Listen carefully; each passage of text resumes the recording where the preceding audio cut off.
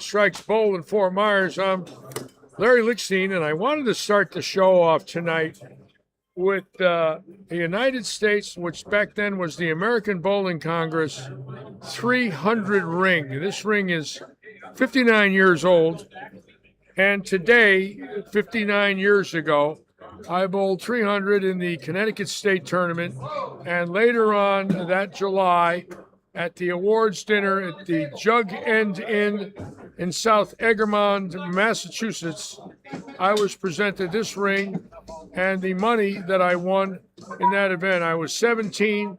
I had graduated high school in June of '67. This ring, 59 years old, April 8th, 1967, I won it. It's 14 karat gold with a diamond. The old 300 rings look like this. That baby's 59, still looking good for an old ring. I've worn it quite a bit in my life, but took it off many, many years ago. It sits in a jewelry box, and once a year I take it out, and I'm going to put it back on my hand. I'm going to move the napkin holders, and we're going to start our show. But I wanted all of you to see what the original 300 rings looked like from many years ago when 300 games were fairly rare. And obviously, they didn't have to give out a lot of them because they were gold and had diamonds in them. They stopped doing that many years ago. They had no choice because as the scores increased in this country, they could no longer give out gold rings with diamonds in them. It would have been cost prohibitive. Right now, there's like 200,000, 300 games a year. Back in '67, to the best of my knowledge, there was only about 6,300 games in the United States. So things have changed, part of the world of bowling. But great to be back with all of you tonight for week 32. This was a great day in my life, and I wanted to tell all of you the story, being to have a little time this week. The Saturday before, Jack Beyond the Lilo shot the PBA's first 300 on national television on April 1st, 1967, in the finals of the Tournament of Champions, and I watched that. It was inspirational to watch him get those 12 in a row. The PBA had never had a 300 on TV before April 1st of '67, and exactly 7 days later, I went to the Connecticut State Tournament in Bridgeport. We bowled 9 games that day. We started off with the team event. I went 249, 300, 201, shot 750. My team won the scratch and handicap team. I won the state all events, the state doubles, and shot 300. I was 17 years old. The year before, I bowled the state tournament in June and won the doubles at Silver Lanes in East Hartford, Connecticut. Excuse me. So I had 4 state titles at the age of 17 while I was going to high school. Something I don't think we're going to see anymore anywhere. For a youngster doing that at the age of 17, I was blessed. No doubt divine intervention. And I keep this ring because it brings back a time in my life where when you could say you were the first that did something, and it was the first 300 ever in the state. It's also my first great day as a bowler, an award-winning day, a state title day, a 300 day, and it propelled me to do other things where I bowled and had a lot of firsts, about 20 different firsts. First bowler from New England ever to win on the Pro Bowlers Tour. First bowler from the state of Connecticut since 1919, and the last from the state of Connecticut in '69 and '70 to win USBC Eagles in his first 2 USBCs at the age of 19 and 20. I went 2 for 2 right out of the chute. An amazing feat. To this day, the second youngest bowler, the youngest bowler that beat me, there was a young boy in 1914 and 15 that won Eagles right before we got into World War I. And I'm the youngest since at the age of 19 and 20. I did a little research on that and started to do another bit of research, and I'm starting to believe, and again, I don't know this for sure, but I think, again, I don't know, I have to really look into it, that I'm the first left-hander ever to win the All Events in the USBC national event, the one running right now, winning it in 1969. I don't think there was a lefty before me. I've been looking into some records. I haven't seen anything yet that leads me to believe that was the case. So what a first that would be, to actually be the first lefty to win all events. And Matt McNeil, who's bowling tonight, has won it 3 times, and obviously the greatest left-hander, and will be the greatest left-hander with the greatest record in the USBC history, with 5 USBC Eagles. Keep in mind, the most ever won is Nelson Burton with 9. Bill Lillard had 8, and McNeil has the most of any left-hander with 5. And he's in our league tonight, so hopefully we'll have the camera on him. We're going to be bowling week 32. This is the Audi of Fort Myers League, sponsored by Charlie's Irrigation and Jopo Grips, and I'm on the Jopo staff. And there's my shirt. And I want to thank Jerry Panexa, the owners of Charlie's Irrigation, and of course Alfie Oaks and Oaks Farms, for sponsoring this league in its 7th season. 7th season will be ending 5 weeks from tonight with our roll-off, and now it is practice time here at Robert Eddie's living room. I didn't rehearse that either, just for the record. Some days I'm pretty sharp and I can actually get through it without screwing up. So again, great to be back with all of you for this wonderful evening here at Lightning Strikes in Fort Myers.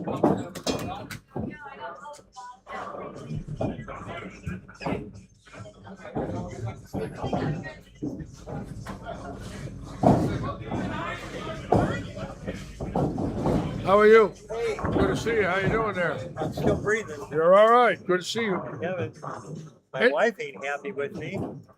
She's been out of the hospital.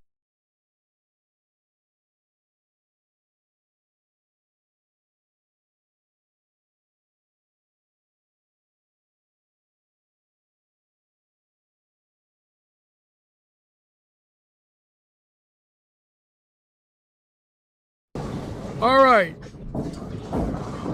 We're watching practice tonight, week 32, and we've got a very tight average race. Keith Cross and Stouffer and Jake Miller all battling for the high average in the league, a very prestigious title. Cross at 242.31 and David Stouffer 242.04. So Stouffer is 27 pins behind Cross, and Jake Miller is about, let's see,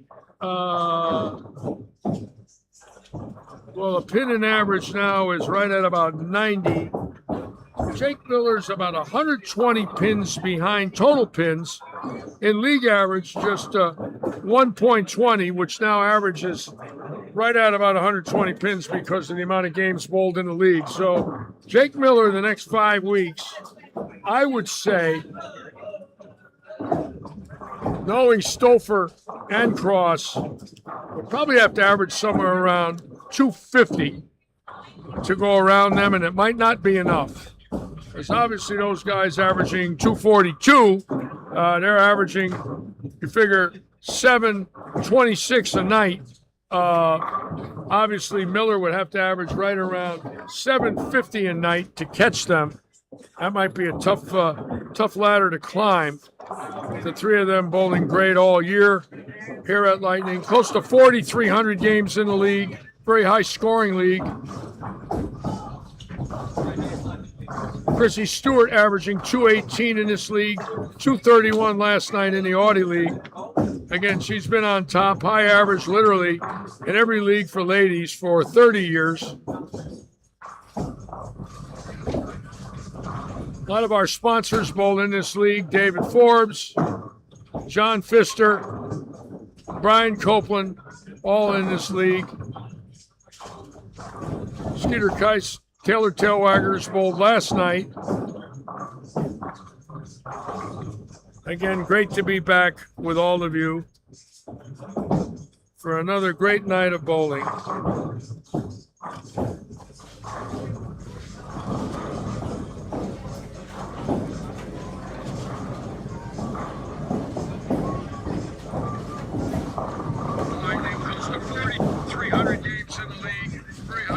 Wayne Bowen's on, Larry Stella's on, Anthony Schwartz, TJ Williams recovering for knee replacement.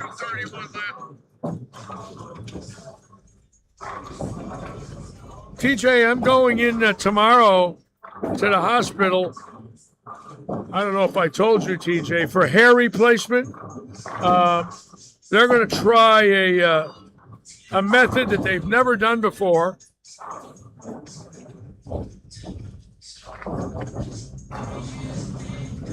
But actually, before I go in the hospital tomorrow morning for hair replacement, I decided that I would try to save us some money on my health plan. So while you're recovering with knee replacement, TJ, I'm recovering with hair replacement, TJ. So we wish all of you well. And TJ, we wish that you come back soon. And yes, there is something wrong with me. Thank you, TJ. Most people are praying for me because I have serious issues. And actually, they're thinking about a head transplant for me, where I get a new brain and a new face at the same time.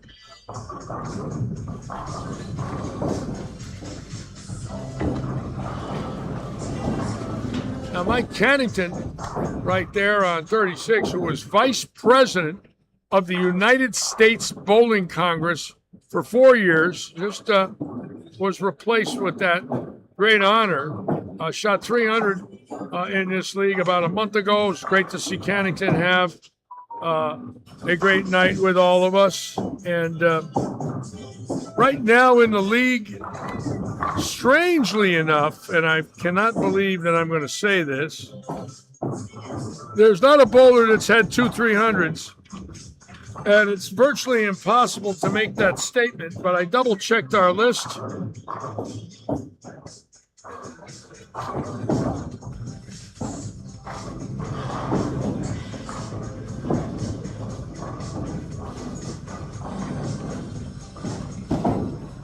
We have 35 300s in the league. No one's had one twice.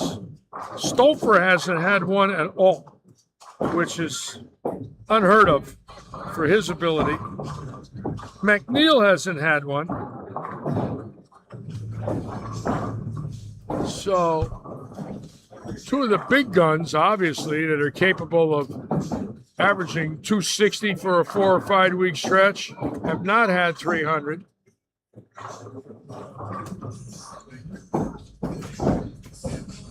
Larry, TJ, you can give me a new look. There's nothing that can help me, TJ, even an old look. It's called maybe a no look.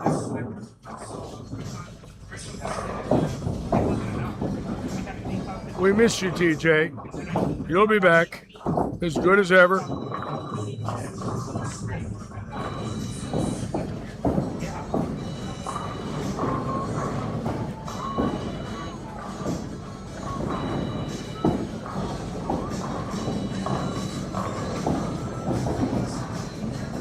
Wayne Bone likes my hairdo. Thank you, Wayne. I'll let you borrow it if you want, Wayne.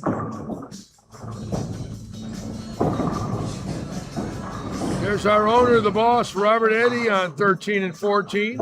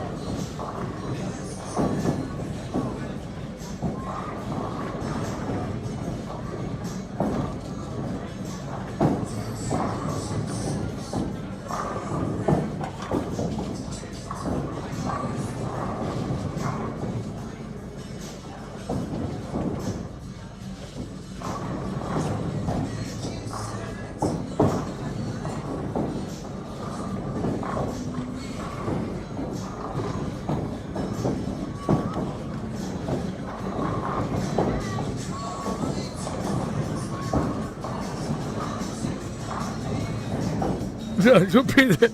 Just leave it with Terry, huh? Okay.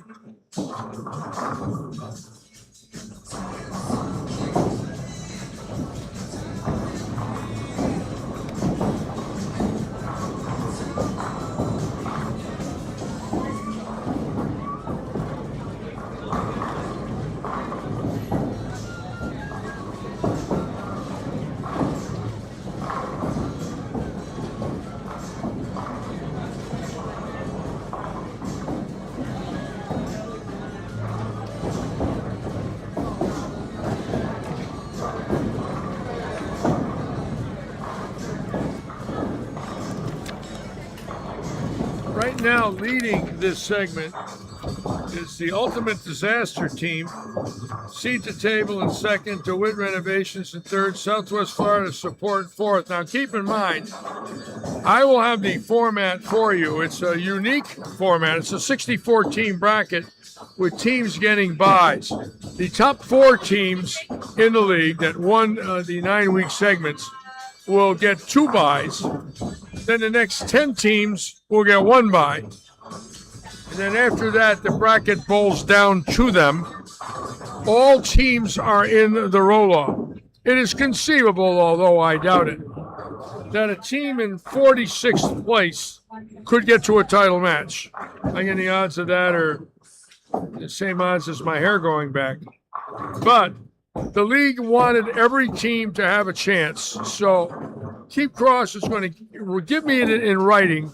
I do not want to misquote the actual format. So next week will be 28 days away from the roll-off, and I'll start announcing that each week with all of you as exactly to how that's going to work and who has the potential. Keep in mind, one more team has a chance to make the top 4 unless a team repeats.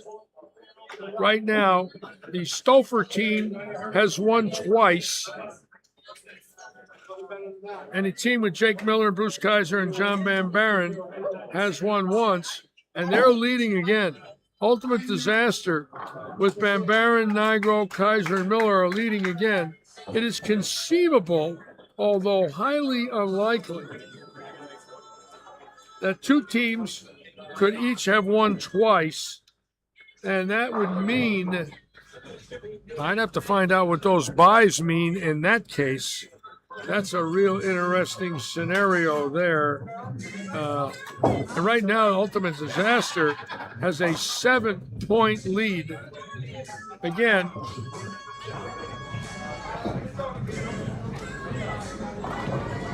including tonight, that's 5 weeks of competition.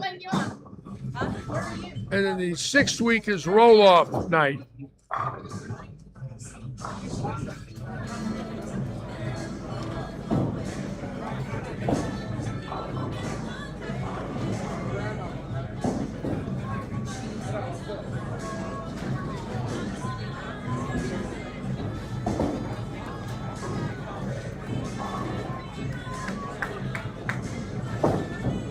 We're also streaming now on Facebook as well as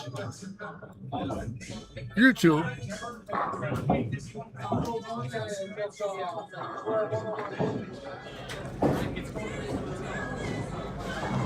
This league usually drawing right around 1,500 views per night, occasionally a little more. When we did have our King of the Hill after the league, we drew closer to 2,000 views, but Jerry's let that go probably for the rest of the season.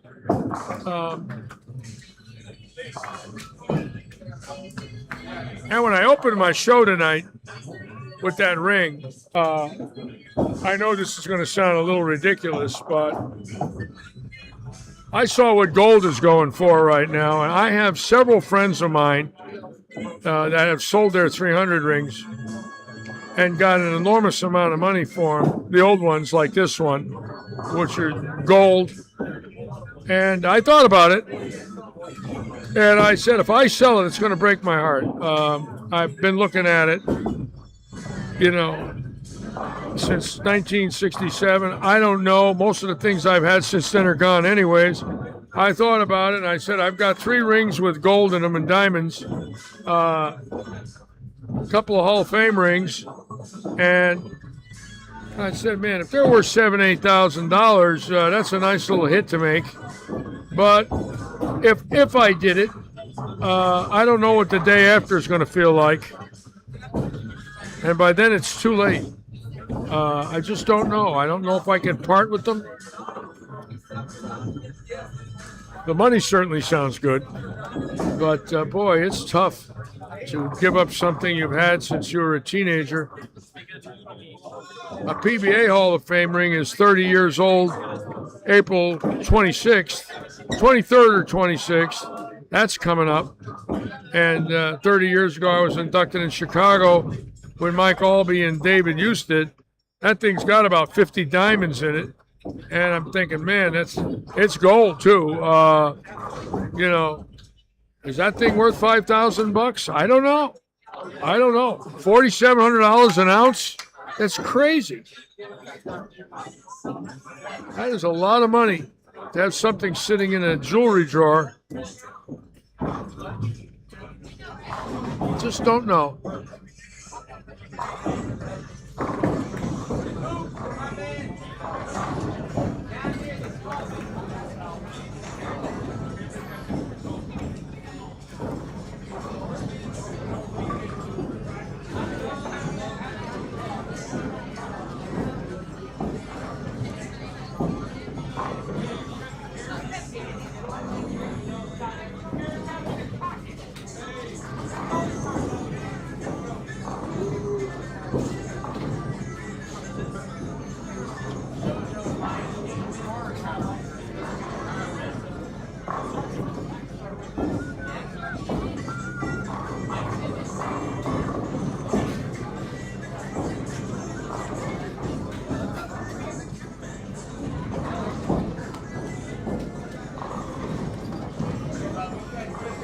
Now, this weekend, we've got two excellent events.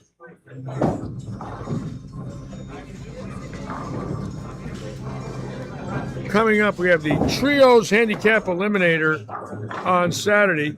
Teams will bowl 4 games, moving a pair after each game. Then the field will be cut 50%. Pins do not carry over. Final round, remaining teams will bowl 1 game to determine the final standings. And then Sunday, the scratch event, sponsored by Lightning Strikes and Audi of Fort Myers. They're adding $500 to the prize fund from Audi. $80 entry fee, $4 a game. Bowlers are going to bowl 6 games. So 24 off of 80 is 56 going in. 56, let's say, times 80 would be about a $4,300 prize fund. And then 500 added, about a $4,800 prize fund. So that could be a big event coming up on Sunday. So for those of you that want a little scratch action, join us here at the living room.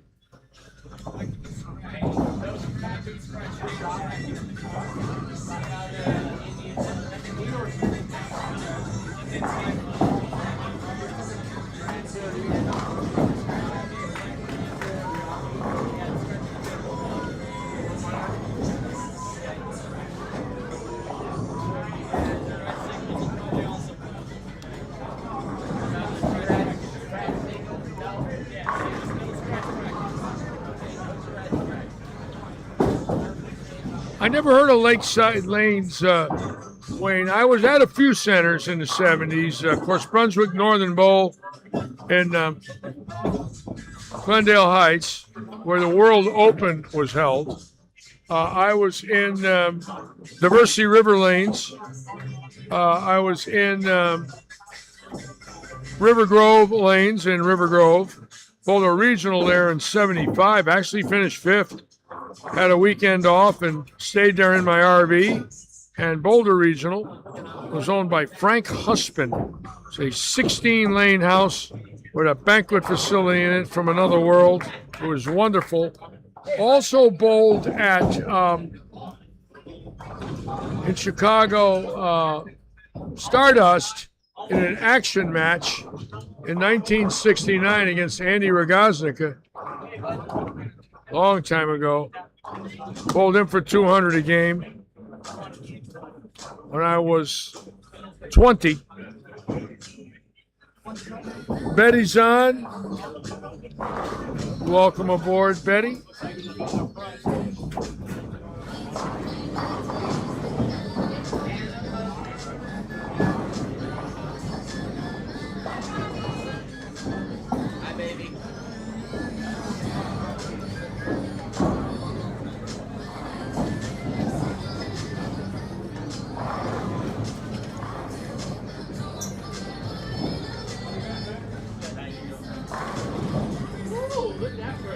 Yeah, look at that one.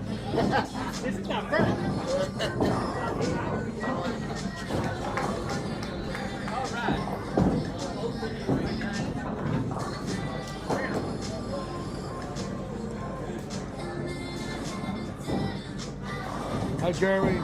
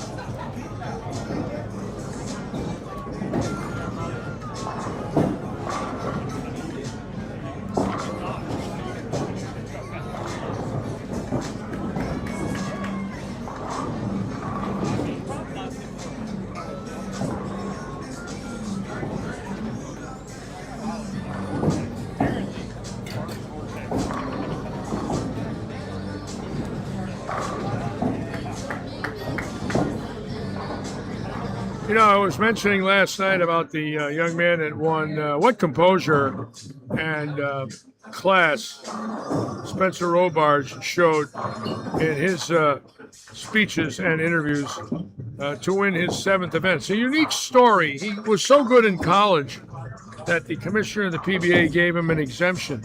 I'm not aware of that ever happening with a college player in this new ownership of Bolero, where they gave somebody tour status directly out of college.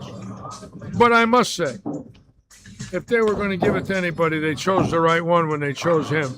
I saw the way he handled himself after that win, and that's class right there.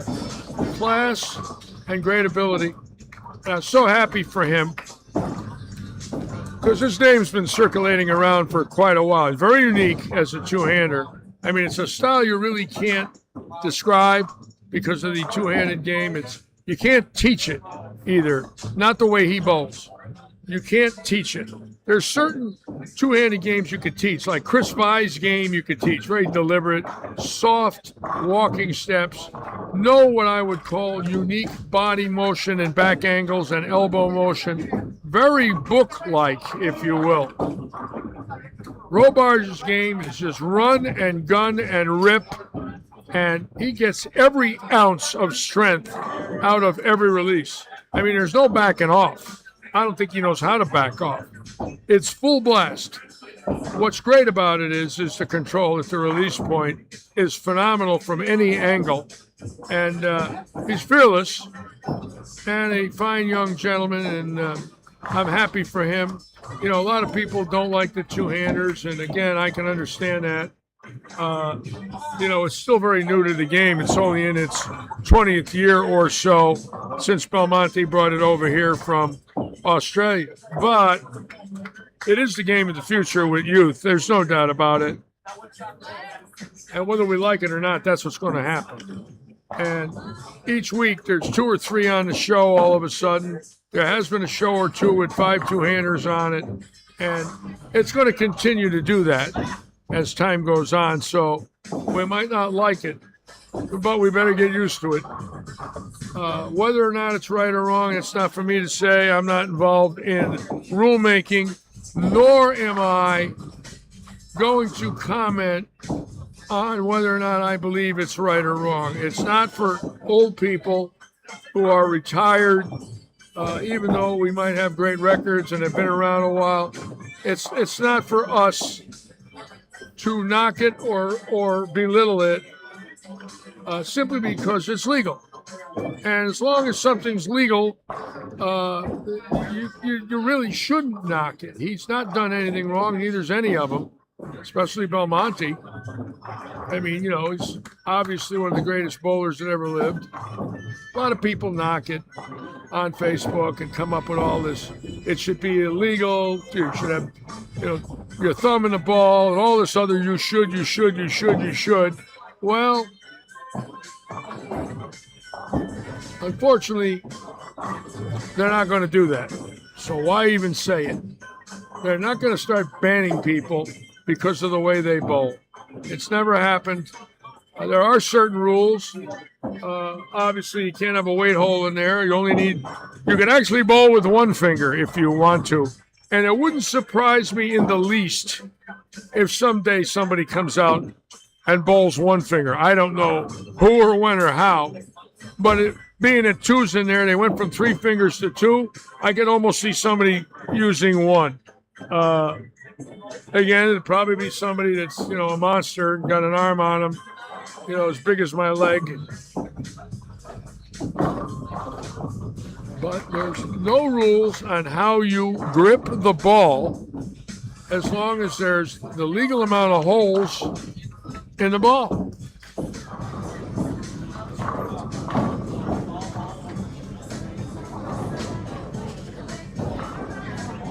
Now, I am kind of curious to see and I don't know if it's feasible. I've not seen it yet, but can you imagine a ball with no holes in it? Now, there are people with 6-inch spans that have monstrous big hands, and we can picture them. Somebody 6'6", 6'7", probably with a 6.5-inch span, could probably palm a bowling ball. We've not seen it, but it wouldn't surprise me if it happens. Nothing would surprise me anymore.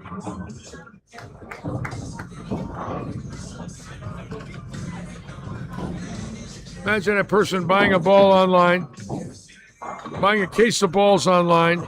They get delivered to their house and they bring it in and bowl with 4 new balls with no holes.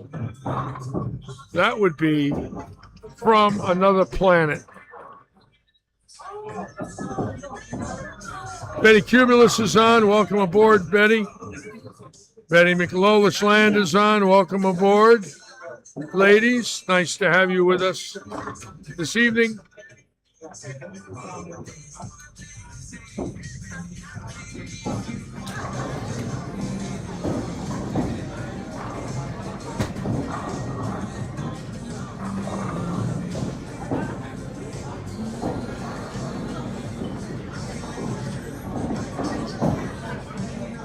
I did have a chance to talk to Johnny Petraglia yesterday. We had a wonderful talk, or 2 days ago.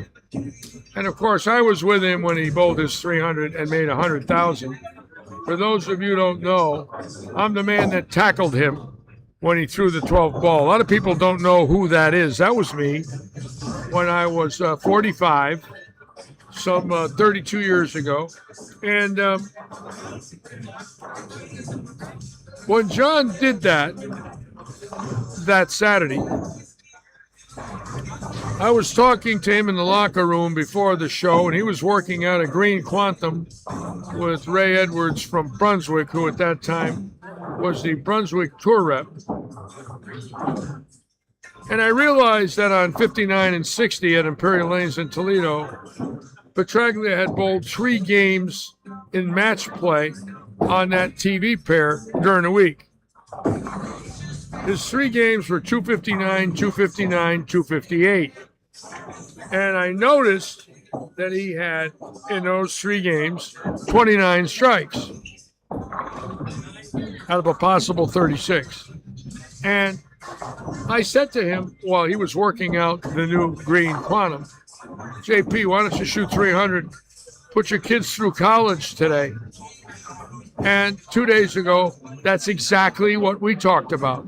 Because he did shoot 300 that day and put his kids through college.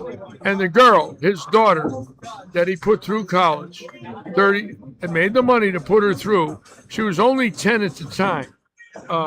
Just had a baby a year ago. And John is now a grandfather. And she's now 42. So we reminisced about the 300 that day.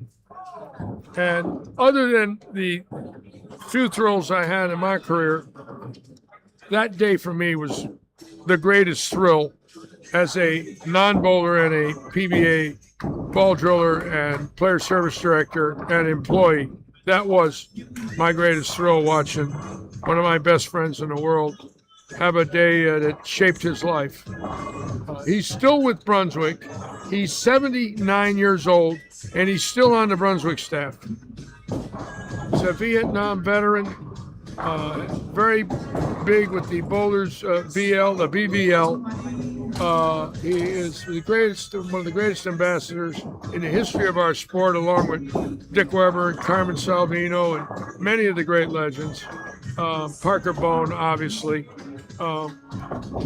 And we talked about his 300 2 days ago, and I kind of felt I would wear my ring today in honor of my 300 and Jack Biondolillo's 300 and Johnny's 300. Three dear friends of mine.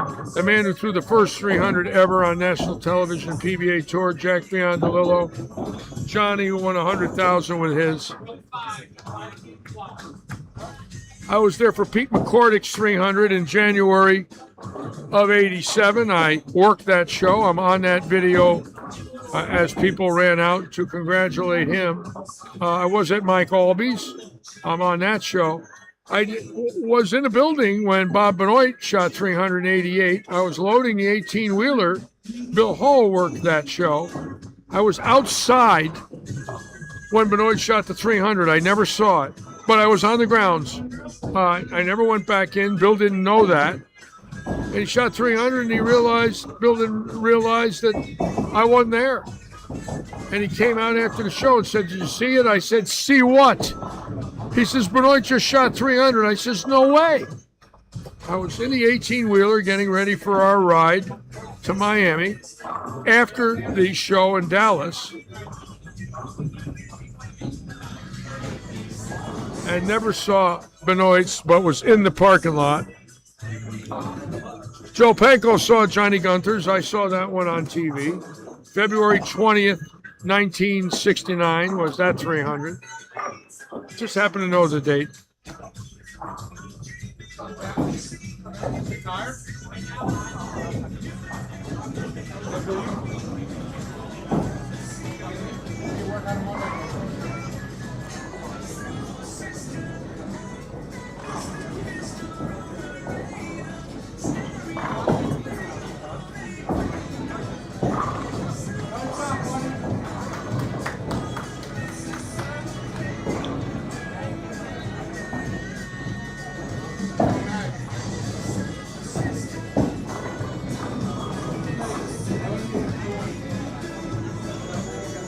I bowled the tournament that Stefanich had 300 in, and that was Mel's South Shore Bowl in Alameda on 300 Park Street in Alameda. And interestingly enough, Pete Couture and I were rooming together with Bill Spigner, and we were on our way to the next tournament that Saturday, which was either Gable House Bowl or no, I take that back.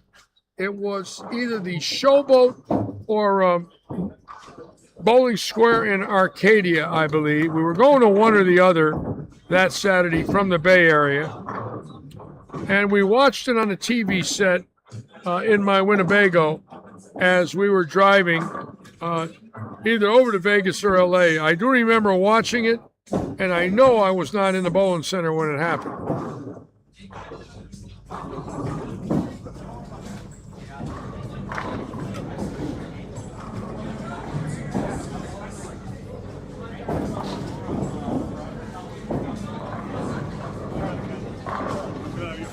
The tournament that day was won by Dick Ritker, who beat Bob Strampy.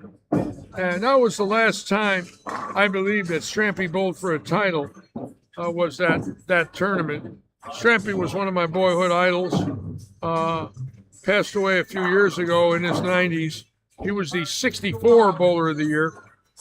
And in my opinion, one of the most underrated bowlers in history.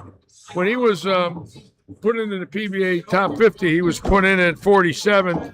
And I did not think that a bowler of the year that had also won the All-Star, which was the U.S. Open and the Masters in 2009, should have been 47th. However, there was some bowlers that got higher rankings that I sort of wondered how Strampy could have only been 47th, but he didn't win a lot of titles. He did get in the PBA Hall of Fame, but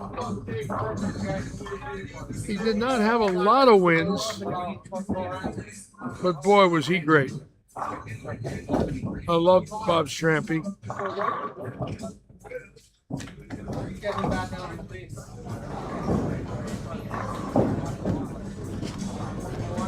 For those of you too young to know of Bob Strampy, remember, if you won the All-Star and the Masters in the 60s, you were a very special breed, believe me. I think Strampy won it in 66, I believe, 65 or 66.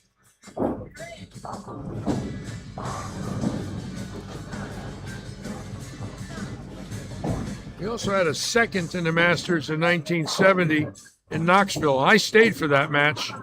I watched him lose to Don Glover. It's the only Masters finals that I ever stayed at in my life. They were non-PBA events, so I never had to work them as the player service director.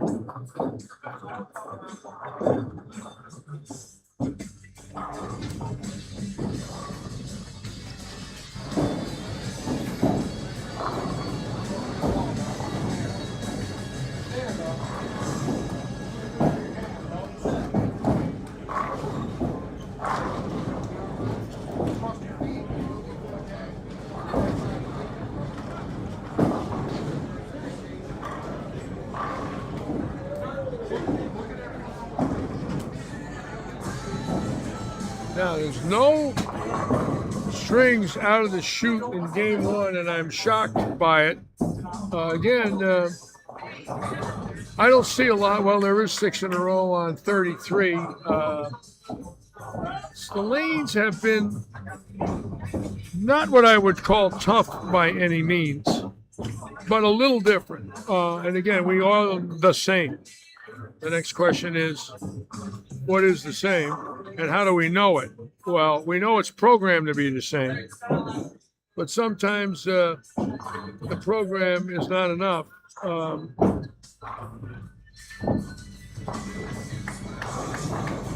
Again, hard to believe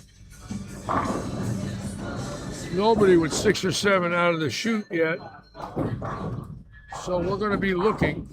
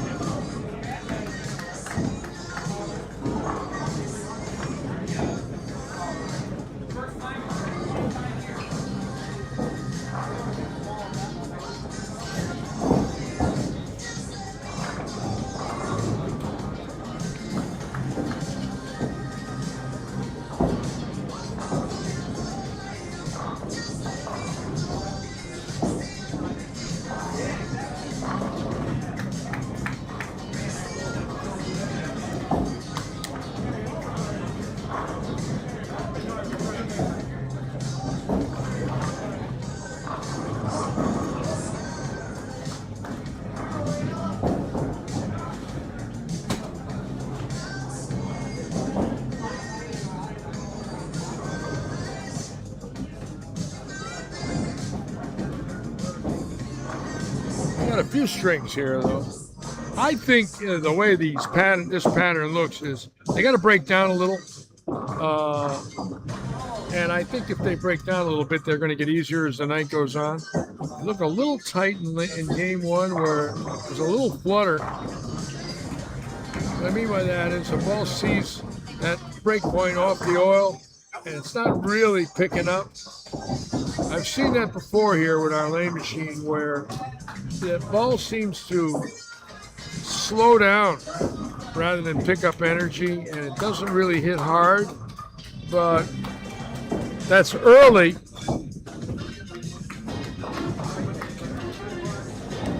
So I would say tonight they're going to get easier as we continue.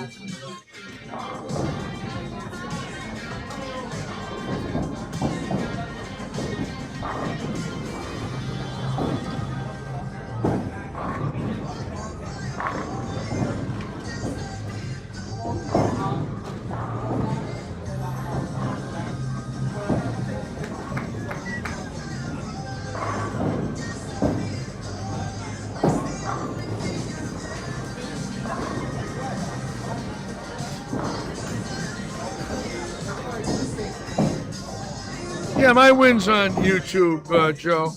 You know, I made a show before that. Bud Palmer, who was the announcer of my show, is saying this young man is bowling so great on his first TV appearance, which was not the case. Unfortunately, Bud Palmer was not the main announcer of our tour. It was Chris Schenkel. And Chris Schenkel did not make it to that San Jose event. I don't know if he got snowed in or there was something else in the sports world, so they brought Bud Palmer in. But in December of '70, there was a TV show for the PBA National Championship, of which I made. Qualified second in the stepladder behind the great legend Dave Davis, and then lost to Mike McGrath, who came up and beat me, and then beat Davis to win. So I did make a show. The difference, though, was that show was not on a major network. It was on the Hughes Sports Network. It was a network owned by Howard Hughes, which was pay-per-view. And pay-per-view was very new in the world of television. Now, it was either that or it was an independent station out of New York City that aired from the Empire State Building that showed 25% of the nation got that show. It was one or the other. I don't remember which, but I remember hearing 25% of the nation got the show. So the PBA did not count it as a PBA Tour telecast, which was very unique. But believe it or not, it happened in Redwood City in 1969, where they had local TV air the top five at Mel's Redwood City Bowl, and that was not counted as a telecast, even though Billy Hardwick went up the ladder and won the tournament. They did not count it as a TV finals, and I don't know how you couldn't count it as a TV finals when it was on TV. But Eddie Elias was the founder of the PBA, and he made that ruling, and it was his tour. And the boss is on. My boss, Robert Eddy, on tonight. And again, Robert Eddy has been so unique to our bowling here in Southwest Florida. Hard to put into words. He's now in his 8th year of ownership here. And this league was his idea, you know, approaching Alfie Oakes and Robert at Oaks Farms. And this league is finishing its 8th year. It brought so much credibility to our facility with 15 to 20,000 added. The COVID year of 2021, the fall of 20, the COVID year, they put 20,000 up for this league. How's that one? Just to get the people back into the bowling center. It was a horrible time for us, all of us.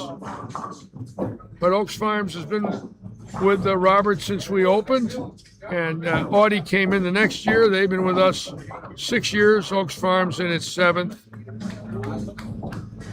And we are absolutely honored to tell all of you about Oaks Farms on Audi.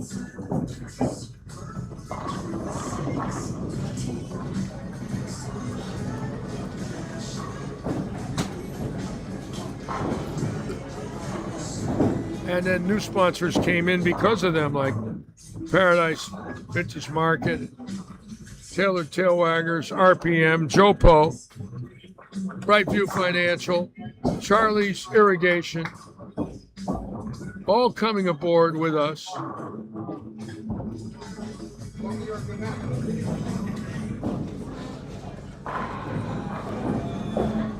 And we'll come back to 33 and 4 shortly.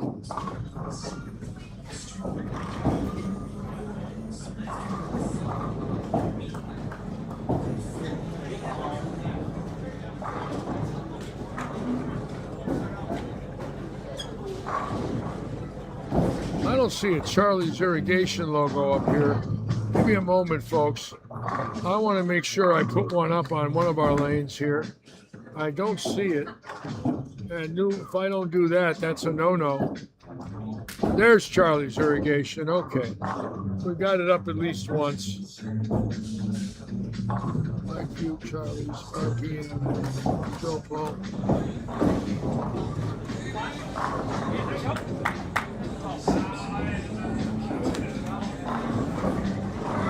All right, we're going to go down to 33 and 4 now, and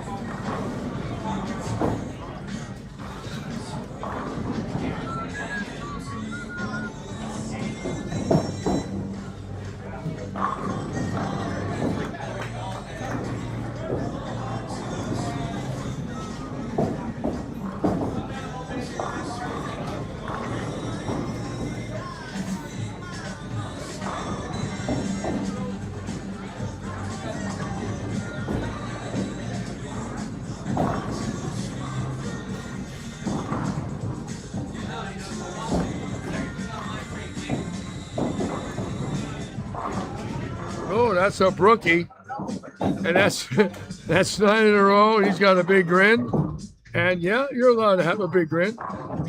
I like that. So we're going to come back to 33 and 4 shortly, and watch that gentleman bowl his 9th frame.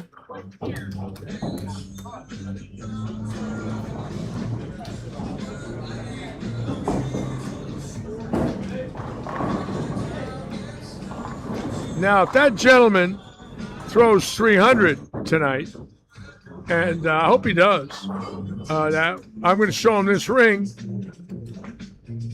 and let him know what April 8th means. Wouldn't that be something if I can show somebody tonight this ring and say this was 359 years ago? That I want to do badly tonight. I'm really hoping for a 300 game.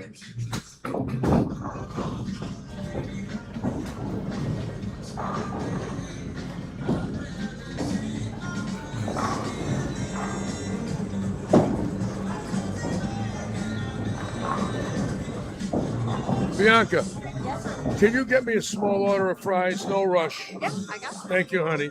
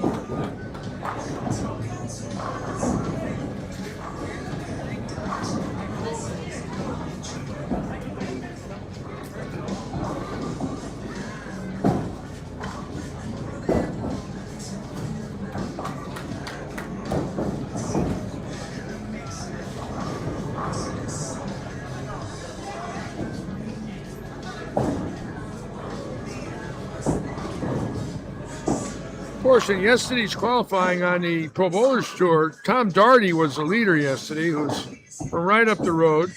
Tom Doherty wears a Lightning Strikes logo on his bowling attire. Tom and Robert Eddy are very good friends.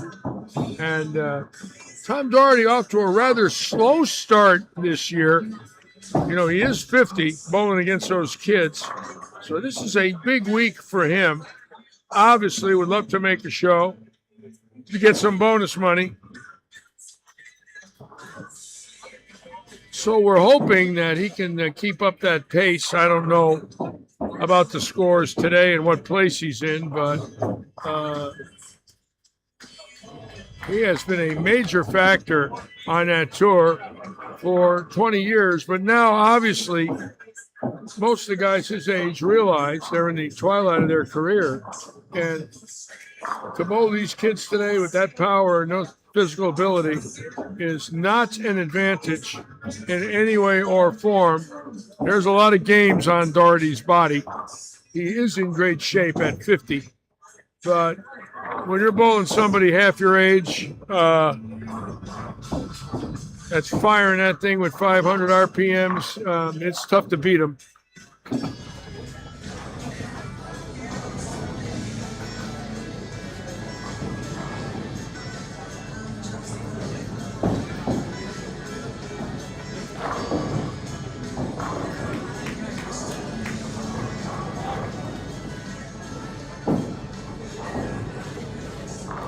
All right, we're going to go down right now to 33 and 4 and watch this gentleman now coming up for the pub. And he has a chance to do something that I'm really, really hoping I can bring him into this booth. I don't see McNeil. Joe, I haven't seen him yet. Hard to say. He's on the road so much for Storm. I very seldom see him. He's in and out of here real quick. He bowls and leaves. Doesn't hang out anymore. I guess, you know, he's got a lot of things going on.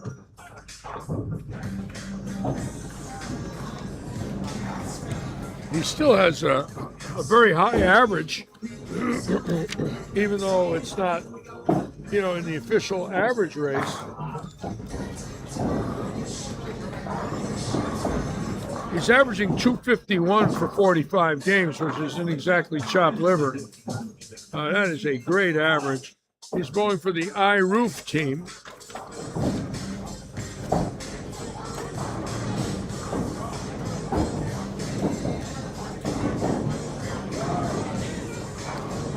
Oh, and he wobbled that 4-pin. Darn it. I wanted 300 there. Darn it, I wanted 300.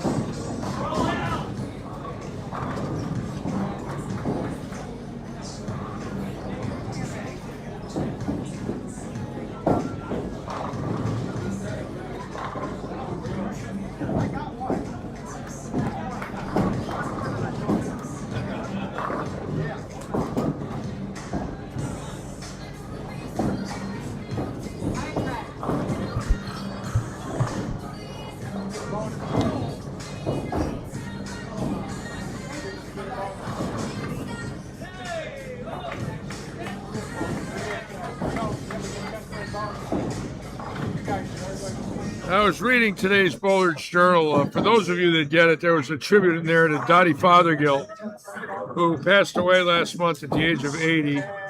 When we were teenagers, and she was in her early 20s, her and I did exhibition matches against each other in Strikes for Cancer matches. We did 4 of them at the Meadows in Hartford, 67, 68, 69, and 70. And we went 2 and 2. The 2 times she beat me, she shot 740 at me. And she was fearless. She was also the first woman that tried to get into PBA. They wouldn't let her in, and she sued the PBA. And they settled out of court. They were told she's going to win. that she could win. They settled out of court with her. She was villainized for, going after Eddie Elias and the PBA. And of course, as fate would have it, 40 years later, Kelly Kulick won the Tournament of Champions on the PBA Tour. So she was ahead of her time, there's no doubt about it. She was beautiful, a dear friend, and I'll never forget her. I loved her, really, truly loved her. And we drifted apart in our lives. I was on the road, and she opened up a hardware store in Rhode Island and never bowled again. And I didn't see her probably for about 40 years. Just never met up again, and both went our own ways. She was kind of an introvert. She was a little different, in a good way. But it's not one to go out a lot, and I did. And she did not visit people much. Even when the Pro Bowlers Tour went to the Rhode Island events or Neva's, you'd never see her. And I never saw her again since, I would say, 79 to 83. I think I saw her a little bit. We talked on the phone a few times. She seemed unhappy about her life. I don't know why, but you talk about a talent. Let me tell you, she could beat any man anywhere.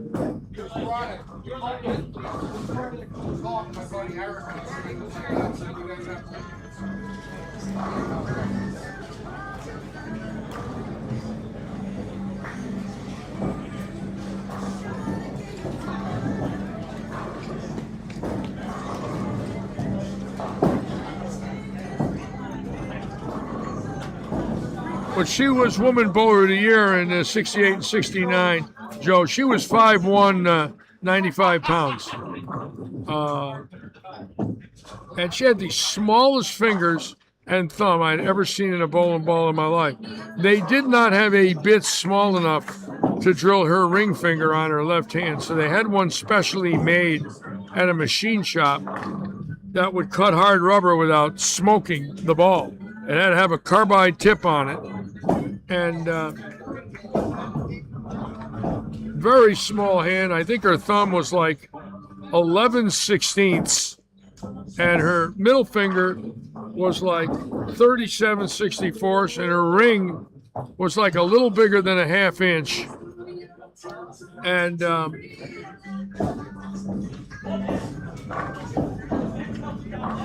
very unique hand, to say the least. Smaller than a half inch, her ring finger was.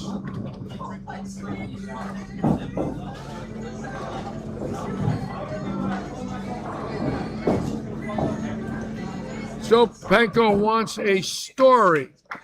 Okay. Joe Panko wants a story. Huh? Well,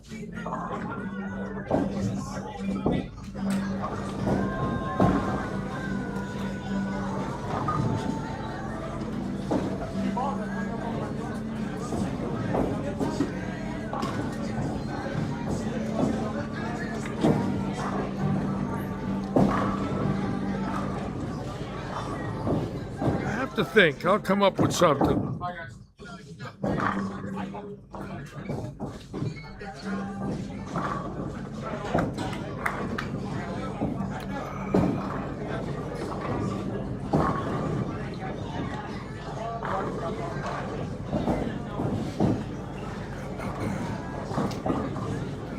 Oh, I can tell you something real nice. When I was talking to John 2 days ago, I love him so much.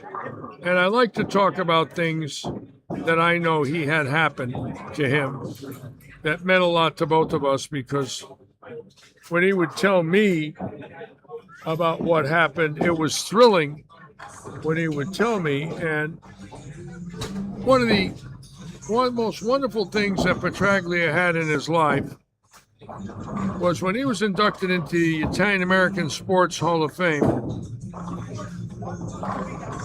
His presenter was Bart Giamatti, the commissioner of baseball. And that day that he got in front of Yogi Berra, Phil Rizzuto, and Joe DiMaggio. And the commissioner of baseball was his presenter. I thought about that. And it dawned on me that we'll never see that again. It's not going to ever happen again. You're not going to see somebody. I think it's either he's in 11 or 13 Hall of Fames. Now, I want you to think if he's in 11, what they could possibly be. Well, we know it's the PBA and the USBC. That's 2. We know it's the state of New Jersey's 3. State of New York is 4. New York City is 5. Italian American Sports Hall of Fame is 6. Then there's local associations. I think it's 11. But I don't know of anybody in 11 Hall of Fames. You know, if you really think about it, that scenario is beyond belief, considering Earl didn't have that, or Belmonte doesn't have it. Mike Albee doesn't have that many. None of them do, because in the world of Italian athletes, there's the Italian American and the Hall of Fame, and most nationalities don't have Hall of Fames. If they do, I don't know what they are or know anybody in them. They might, but I don't know of them. But in our country, Italians played such a major role in sports since the early 1900s when they landed at Ellis Island and came from Italy. And in bowling was founded by many Italians in New York that owned bowling centers. And of course, Andy Varapapa was the first touring pro. He was Italian. And Varapapa was there that night. Not Varapapa. Varapapa's grandson was there that night when Petraglia got inducted. So his record is a record where he's the bowler that got in the most Hall of Fames in history. There's no bowler in 11 Hall of Fames but him.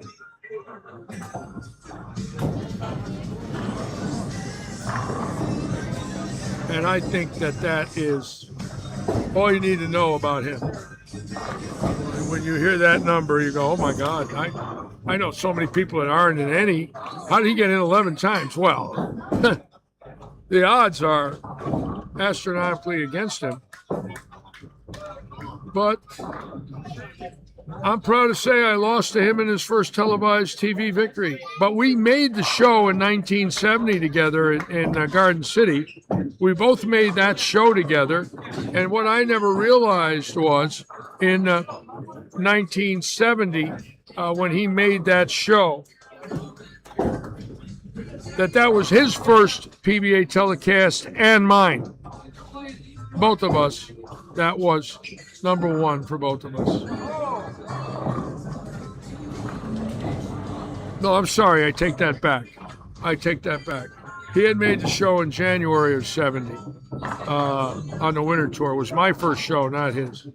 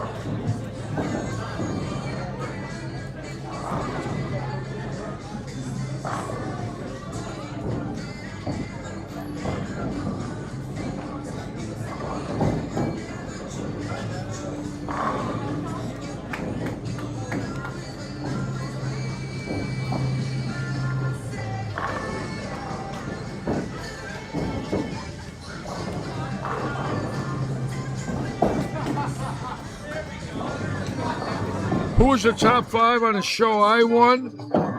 It was Dave Davis, me, Skeet Fremsky, Johnny Petraglia, and Earl Anthony. And Anthony beat Petraglia, then Anthony lost to Fremsky. Then I beat Fremsky, and then I beat Davis. In the Garden City show, John bowled George Pappas in game 1 and beat him. And then Mike McGrath beat John. Then Mike McGrath beat me, and then Mike McGrath beat Dave Davis.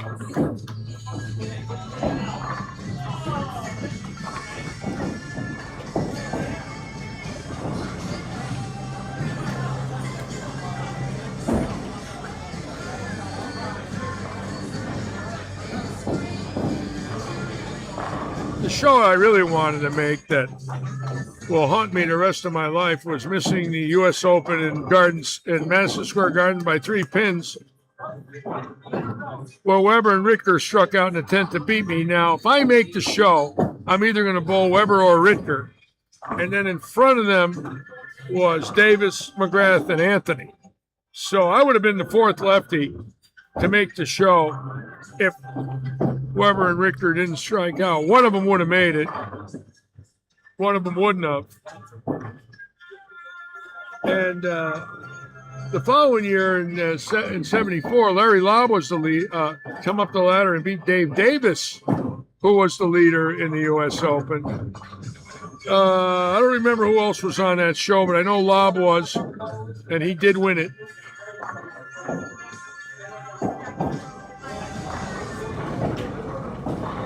The New York area houses favored lefties back then. Garden City and Madison Square Garden, the left-handers did very well because the lanes were so beat up on the right.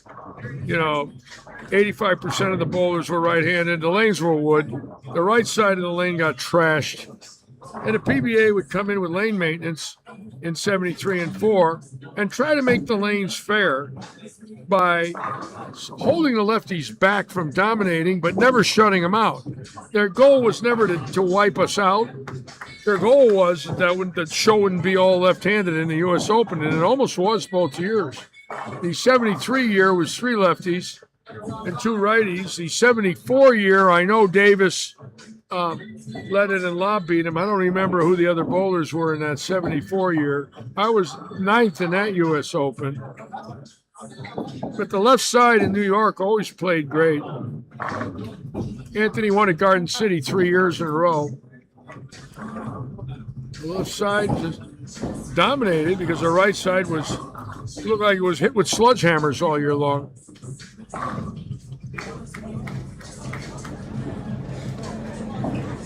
It was so unfair that actually happened because none of us wanted that. You know, we didn't want to be stereotyped for that, but that's exactly what happened. And, it became insulting because we didn't want that. We wanted a fair chance. And that's all anybody ever asked for, but the game didn't allow it. It was not the PBA's fault or the industry. Lanes were wood, and that's the way the game was played, on wood. Well, with 85% of the play on the right, the wood got damaged. It's just the nature of the sport back then.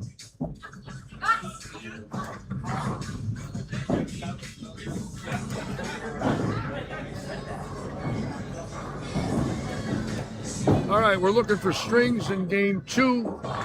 So far, 279 high in game 1, maybe 280. Again, I don't see a lot happening here tonight. There are some, but normally they look a little higher. It's quite noticeable.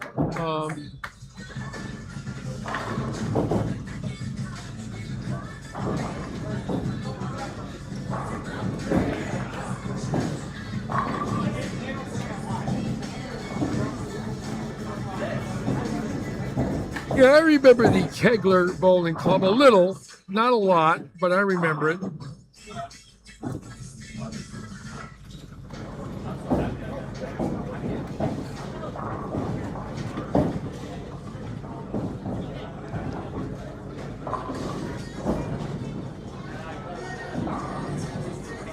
How you doing? What do you think? Any good shots? I've watched a little bit, but I haven't noticed a lot. Sometimes I wander. I'm a wanderer. Yeah, you gotta be. I'm You got the thing. I'm a wanderer. I wander in and out. I might be here Sunday, I might not. I don't know. I'm going to the villages to get ready Good, for that. good, good. Yeah, you got to go there. You got to go. That's a high-scoring house too, you know. It looks like a high scoring pattern too. Oh yeah, both sides play very well there. They always do. The seniors are very happy there. They give them a great shot, and You know, all anybody wants to feel they bowl tournament. well, they don't. They just want to feel like they had a chance. They don't want to embarrass them. Yep. They don't bring a bunch of 50-year-olds there to make them average 190. I'll tell you that right now. And they're smart. We don't need that. These guys bowled all their lives. Get them to the pocket. Let's see what happens. Yeah. Comes out of spare shooting. Yeah. Thank you. You're good. Yeah.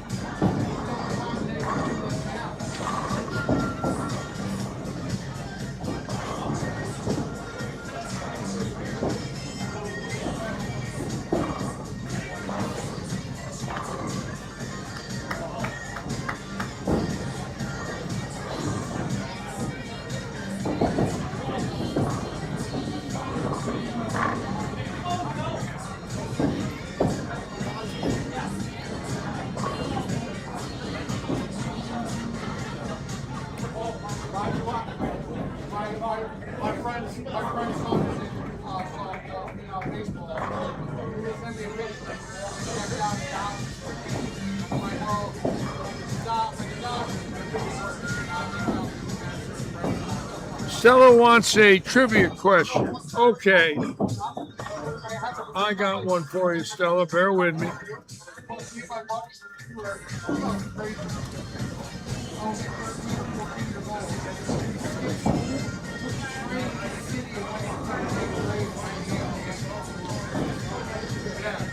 All right.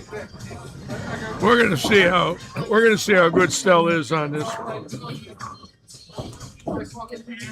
I say he's going to have a hard time with this one, but we're going to find out. Okay.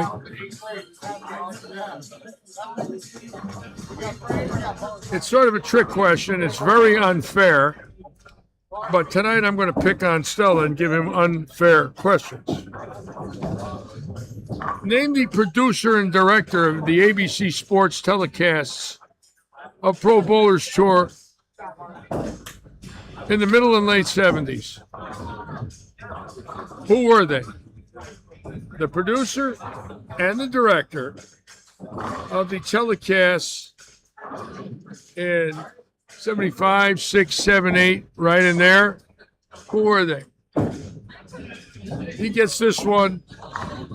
I don't know anybody listening that can know. Frank Esposito was not a producer or director. He was the TV coordinator.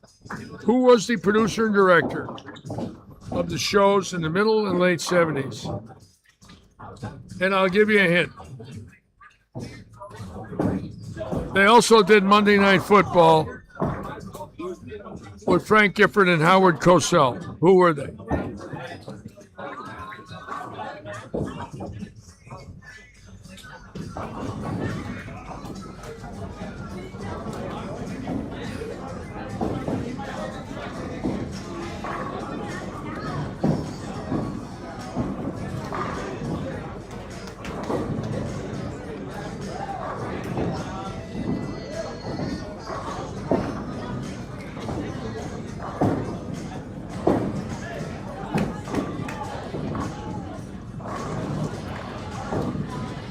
They were a very well-known team at that time because of the ratings on Monday night. Roone Arledge was the president of ABC Sports. He was not the producer and director, but Roone Arledge was the man that ran ABC Sports. Roone, what a name that is. How about that name? Roone Arledge. The producer and director of our shows back then was Bobby Goodrich and Roger Goodman. And they were award-winning. They won Emmy Awards for what they did. And they were gifted as a team.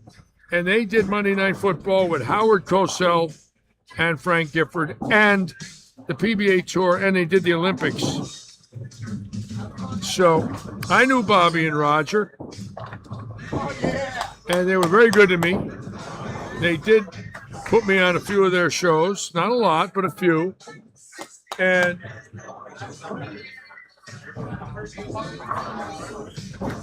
they were consummate professionals. And then later on was Larry Cam and Jim Jeanette and Dick Buffington and Carol Letty. All came on later.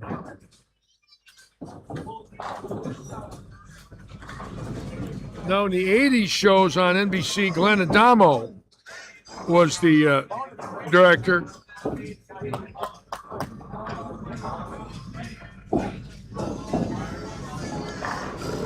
Harry Coyle did some shows. He did 32 World Series.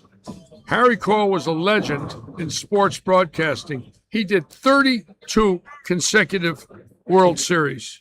How's that?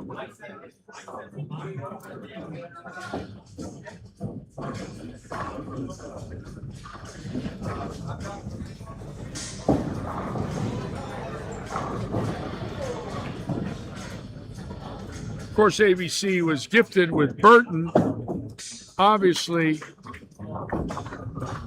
Cosell and Gifford and Al Michaels were all with ABC at that time. And they were top notch, if there ever was top notch. I can't even describe their greatness. Kent Samuel, I knew Kent Samuel. He was wonderful. I like Kent Samuel. Excellent, excellent man.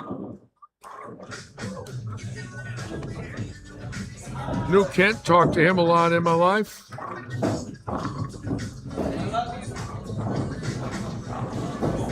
And ABC had a lighting director who was award-winning. His name was Tony Azzolino.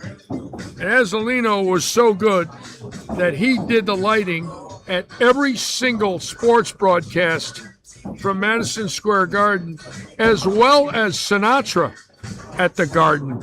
In the 74 Frank Sinatra at Madison Square Garden show, where he sang at the Garden, Azzolino did the lighting for Sinatra and knew him.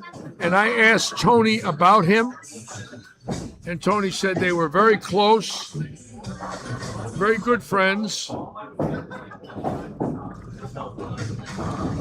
He did the Knicks games. He did the Ali fight at the Garden, did the lighting, and did Dandy Don Meredith, oh yes, along with Cosell, oh yes. I knew Dandy Don, I met him. I love Don Meredith, he was wonderful.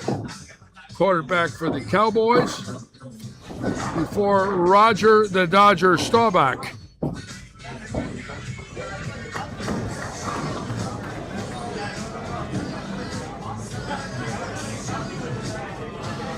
Now, interestingly, all of a sudden on 25-6, 33-4, and 29-30, we see strings. And like I said, I thought they would break down a little bit and be better in game two. And it looks like they are better in game two, which is great. I want to make sure I see what's going on down the low end before I come back to the middle camera here. Let me just take a look at our low end camera real quick. And we got him on 9 and 10 also. Looks like Al Holtheiser on 9 and 10. So we're going to go here. Now we got to be careful. I don't want to miss anything. So we've got 25-6, 29-30, 33-4, and 9-10, and 35-6 also. Oh boy. I guess I was right about that. They broke down a little bit, and now everybody is getting an idea of what's going on here. And we're going to go back here. Looks like Scott Cooper is going to make a shot right now for number 10. There he is on lane 30. And that looks pretty good. And now we're going to go close up. We don't want to miss this. So we do have a chance. And I want to get Scott Cooper in the booth with me, so him and I could share a great moment. So let's hope for 300 here. He's a wonderful man. Works for the United States Postal Service here at the main branch. Been with the Postal Service many, many years. He's a veteran.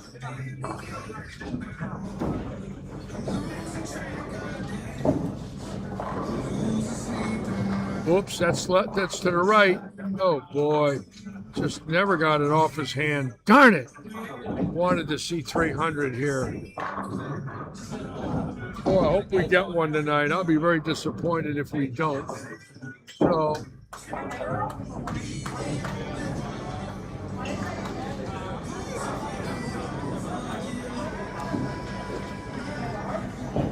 we lose that there. Let's go back to the middle camera now.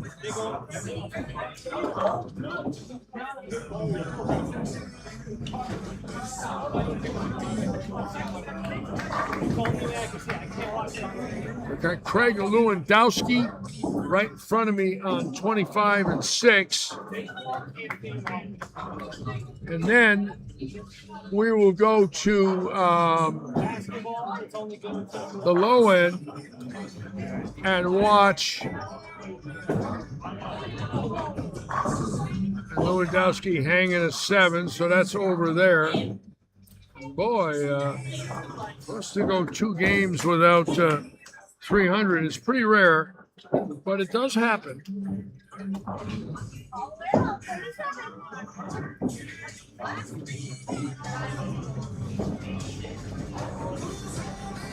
That wasn't Van Baron. That was Hultizer, who left the Greek church, so he's out. Now the dude's coming up on 17 and 18.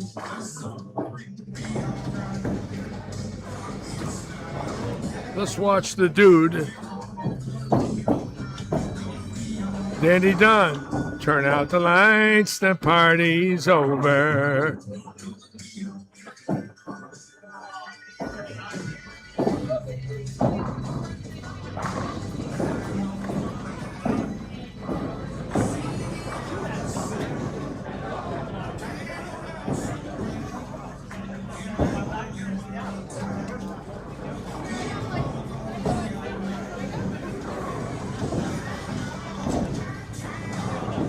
And the dude with 6. The dude's looking good.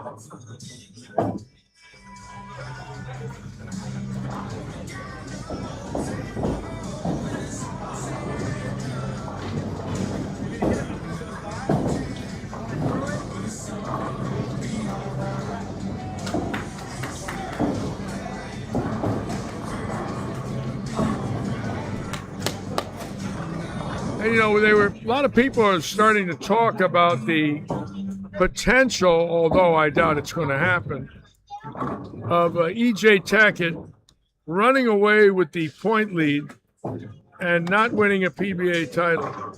Now, it's one that nobody could bet on. There's no doubt about it that you cannot bet against this man, with 29 titles and 4-time Bowler of the Year, not winning this year.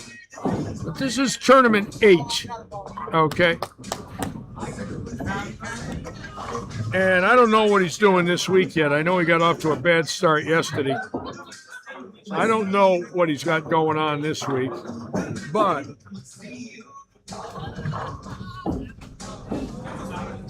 if he wins that point total and doesn't win a tournament, he's not eligible. And that's, I hope we don't see that. I hope he doesn't lead it if he doesn't win, because that's just not what we want.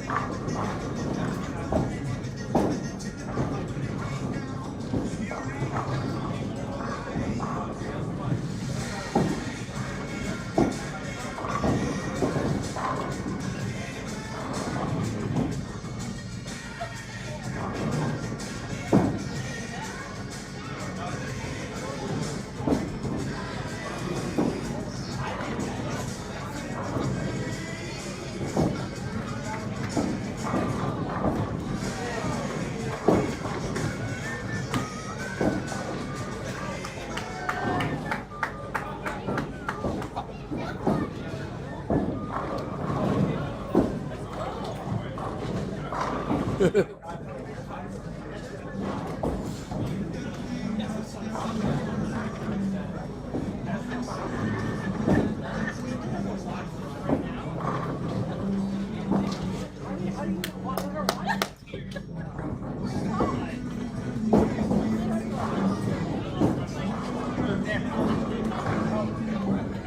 we're going to watch the dude who is our sponsor. And wouldn't that be wonderful? And I mean that sincerely. If Eddie did shoot 300, who is our sponsor today. I've had him in the booth many times in recent weeks.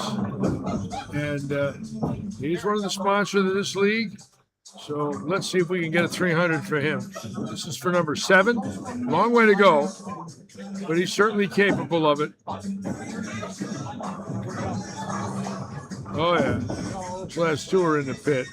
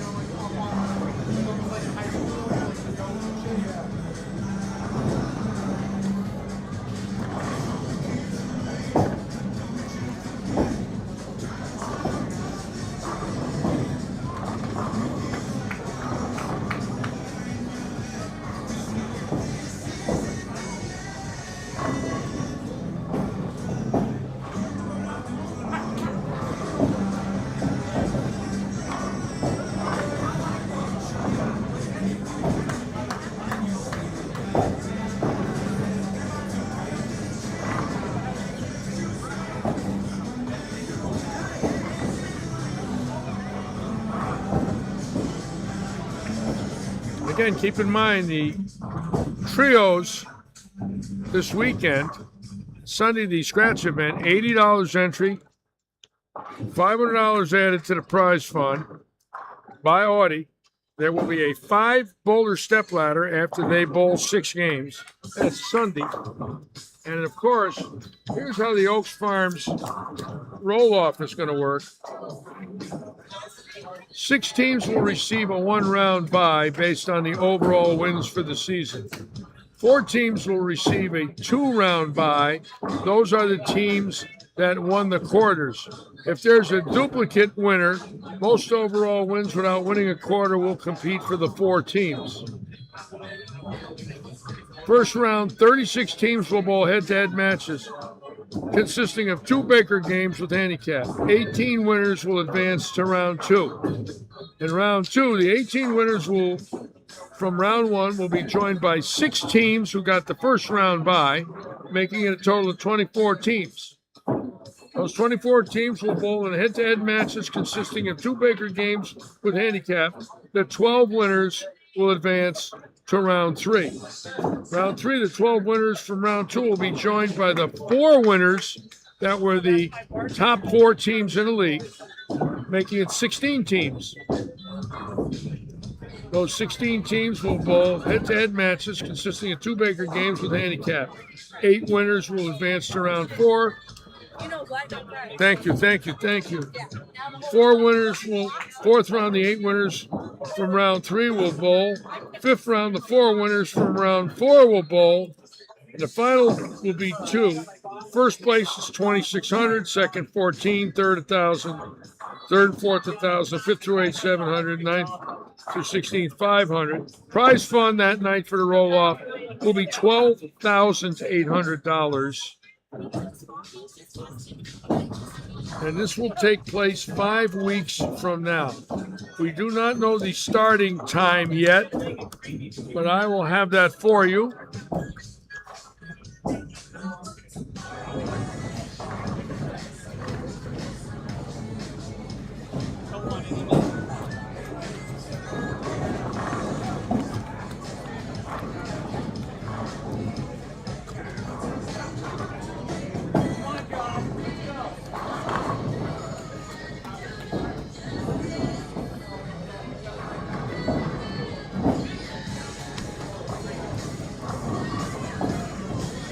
And Keith Cross doing an outstanding job with paperwork, organization, interpreting rules. Really got into it. And he's an excellent administrator. It's been a pleasure to work with him in his last few years.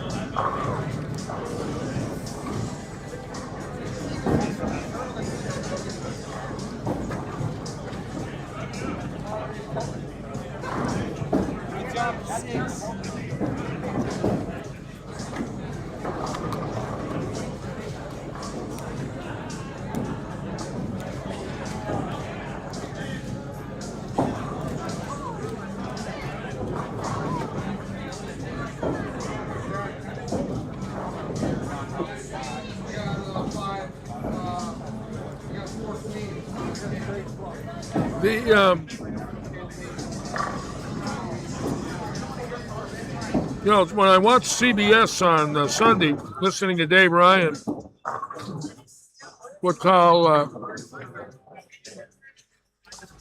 I thought that was a pretty good show. I liked it. The World Guys, Up Belmonte team with Graham Farr and Don Barrett, strong team there, boy. These guys are great.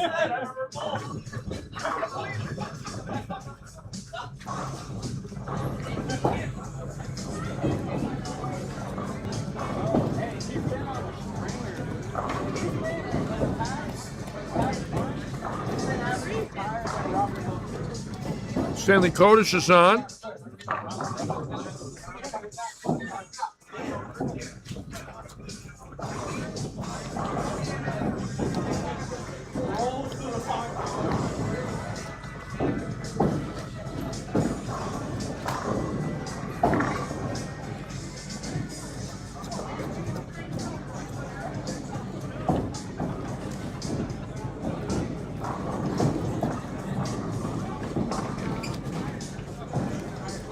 Lou Rinaldi's on. Laura Howard, welcome aboard, everybody.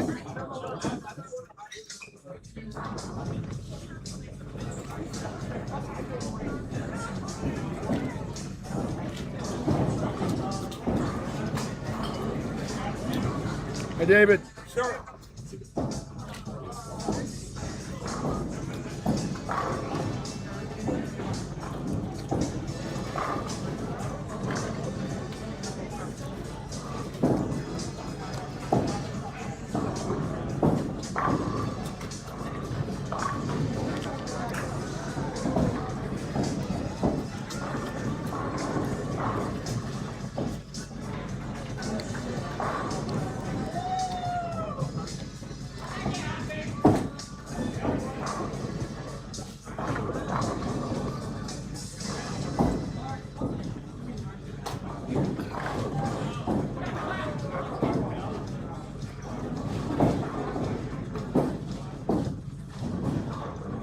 looks good. Hold it right there.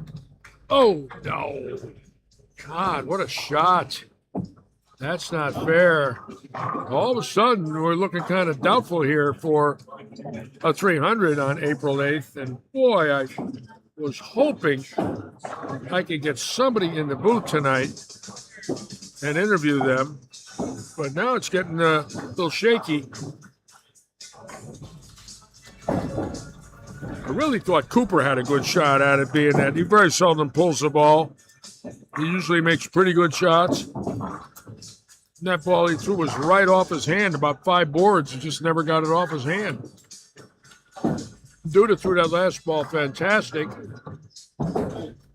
Oh, just shaved the 10-pin.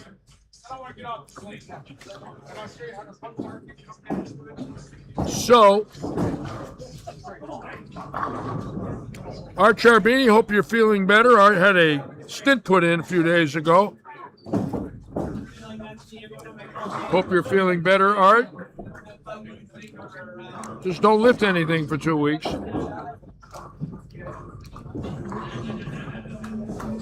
I'll never forget when my doctors told me, don't lift anything. And I said to them, what if I found a 30-pound bag of $100 bills? What should I do? And they started laughing. Isn't that interesting how you don't lift anything?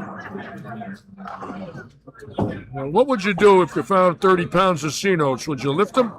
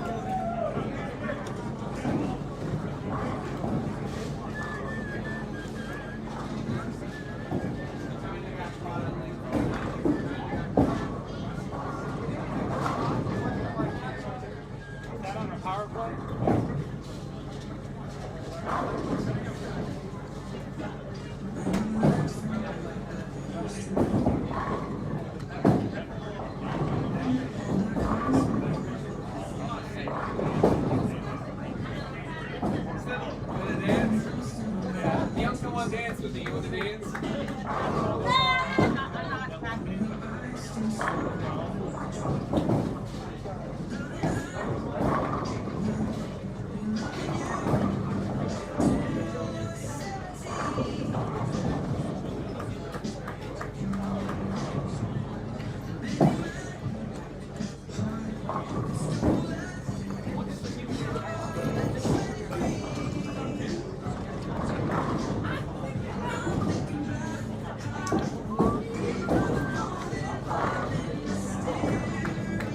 Pop out with the third one.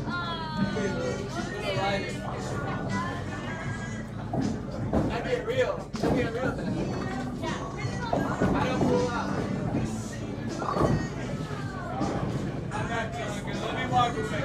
Did I get you flustered? Did you have to hit the head?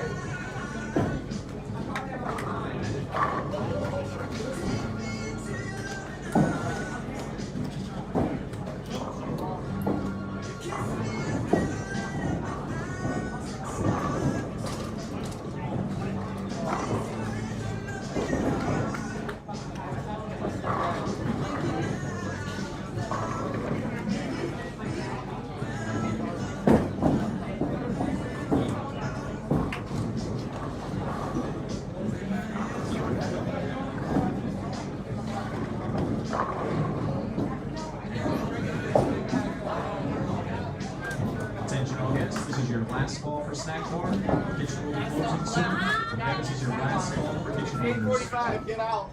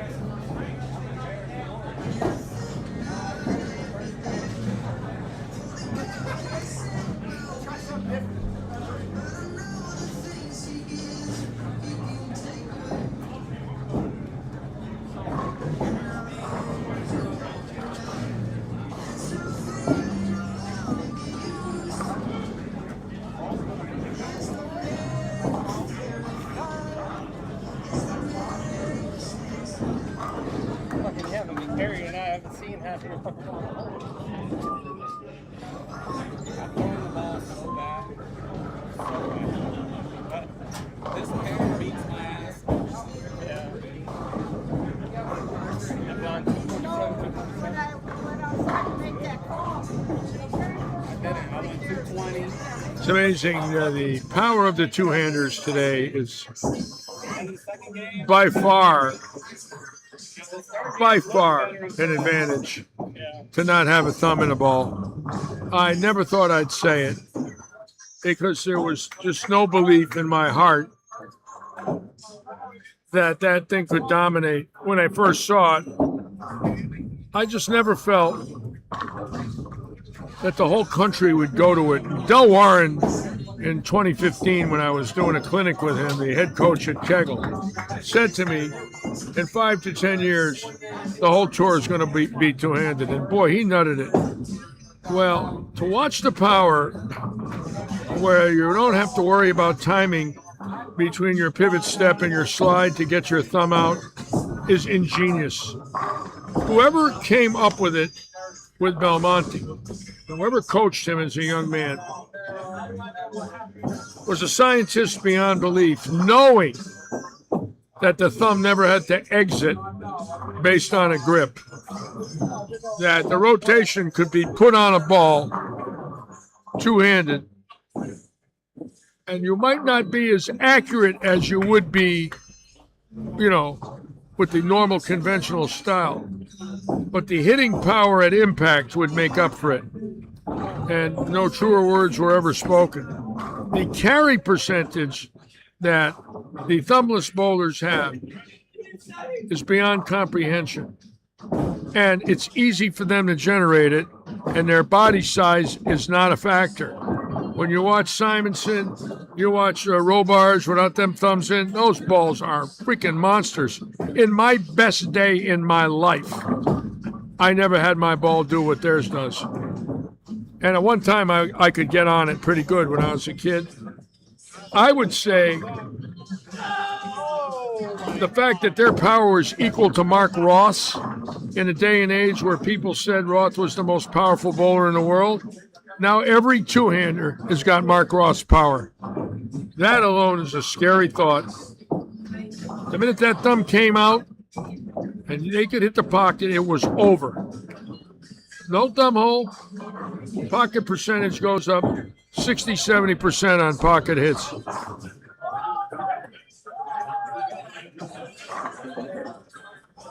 And now, when you watch it and how it's been taught now, and how these coaches across this country have really refined it, and you watch those Wichita State guys coming out, Packy Harahan, Robarge, Brandon Bonta, and it's just a host of others.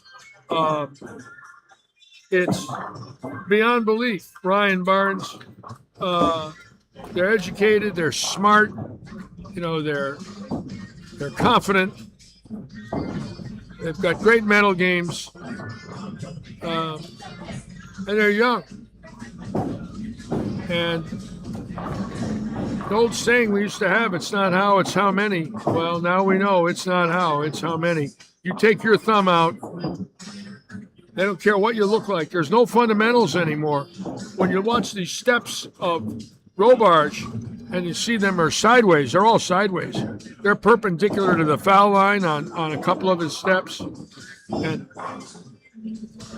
you watch them over and over. You watch Hanrahan, who does not look strong and powerful, but he could swing the fourth arrow as good as any left-hander in the world. Amazing. And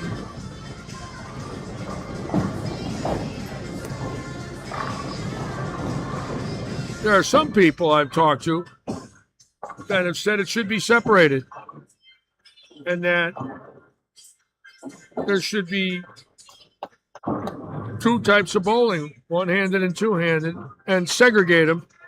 They also said that about the righties and the lefties 55 years ago, that the lefties should have their own tour. There's only one problem. You'd have a pro tournament with 15 guys in it. But on the right side of the lane, you'd have a right-handed tournament with 100 guys in it. So a right-hander would have to beat 100 people, and a lefty would have to beat 14. Well, that isn't going to work. So would I coach a two-hander? I'd coach anybody. I know enough about the game to have them do certain things in an automatic. Oh, yeah. Two-handers, it's really simple. You're still looking for basic fundamentals that both one-handers and two-handers have to have. Is your eyes on your target? Is your eye angle right? Is your push away right? When do you push the ball into motion? Do you walk 2 steps? Are you pushing in early? Are you late? Are your steps inconsistent? Is your follow through inconsistent? Well, then you look for that. But the key factor is no thumb means you don't lose power. You do not lose power.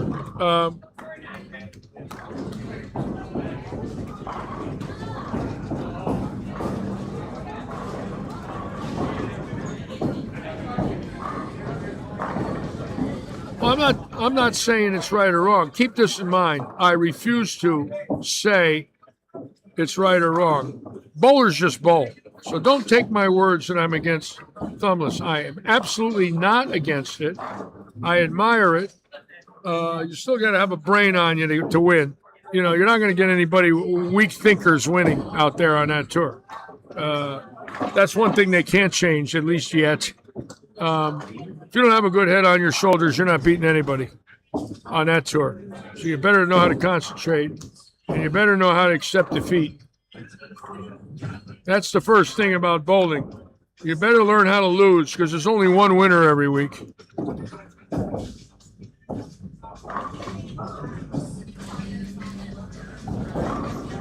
But I find it remarkable with the learning curve. I mean, you could take a young lady that had no rev rate, and if she could control the ball without her thumb in, like I'm watching Bella Castillo, Bella Love, she's unbelievable. She's become one of my favorite bowlers. She's not a big lady. She's a little beanstalk, skinny legs, skinny arms. There ain't an ounce of fat on her. And the revs on her ball are phenomenal. And then I'm watching Johansson. I think she's from Sweden. She's fantastic. Her timing is beautiful. The power is there. She's strong. She's big boned. When you look at her, that's a husky woman, not a fat woman or, overweight woman. But she's husky. She's built with muscle. She's going to be a factor for many years. But yet, a very skinny lady can keep up with her that doesn't have that type of body, because of that release point is so powerful.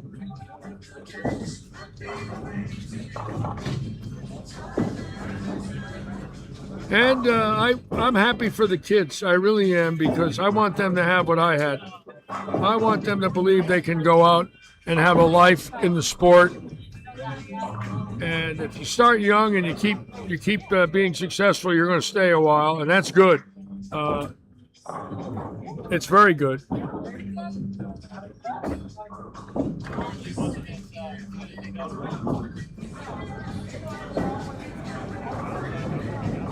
See, that's the shot that Boog Snyder just threw that carries for them. That hit right there, two-handed goes. Same ball speed, same accuracy, but it goes because it's about 100 more revs. Boog's about 300, they're getting 400, maybe more. Some of them are getting 5.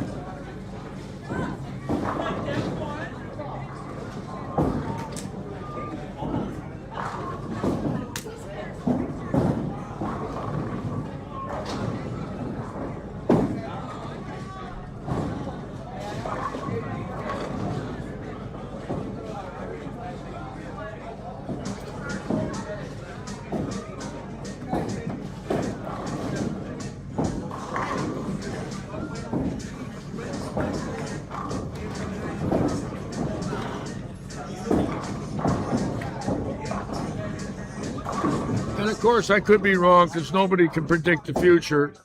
But I'm willing to bet right now One thing that I noticed is when there you go. that EJ Tackett will be the last thumb-in bowler to get 30 titles. And I don't know if we'll never see another 20-time winner with a thumb in. I really don't know. The two-handers are going to keep eliminating the one-handers. The one-handers are going to become extinct. We might be watching something we never dreamed of, and that is no one, in my mind right now, might not ever get to Walter Ray or Earl's wins or Norm Dukes with a thumb in. That's out. There ain't no thumb in bowler going to win 40 times anymore beating those two-handers. It's impossible. You can't beat them when they outnumber you. And it's going to come to that.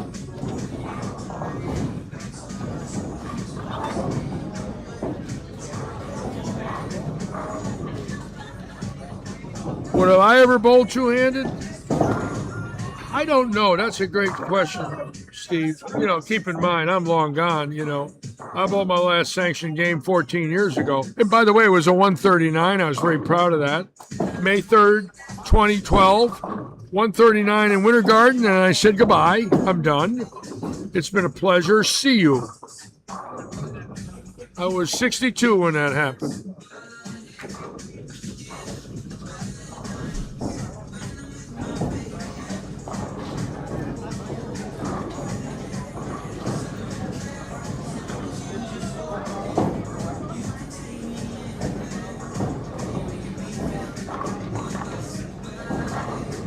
I watched Daniel Lynn, you know, the young lefty from the Cape. And I was built similar to him as a kid, a little taller, but the power he's got on that ball, when he's locked in, I never had, on my best day, I never had a ball look like his does. I could get on it, but not like him. That thumb is out, and it's just all rip at the bottom of the swing.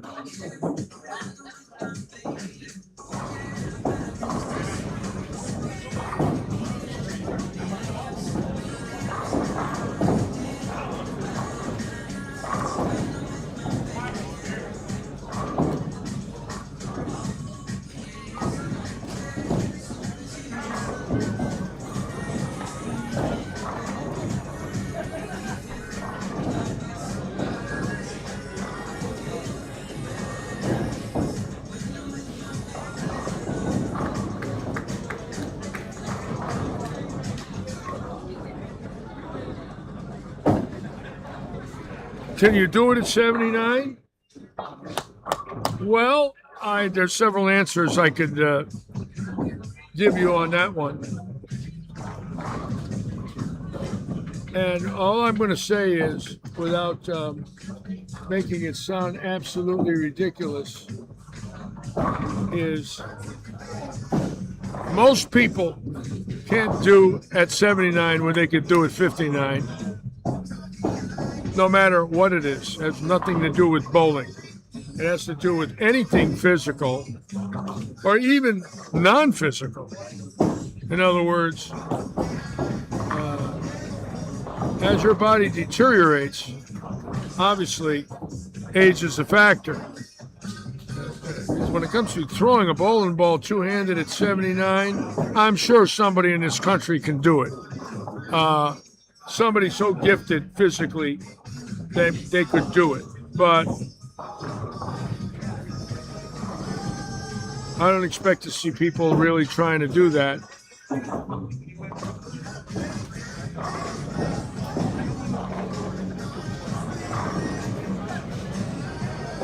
You know, when I used to watch Mark Roth before his stroke,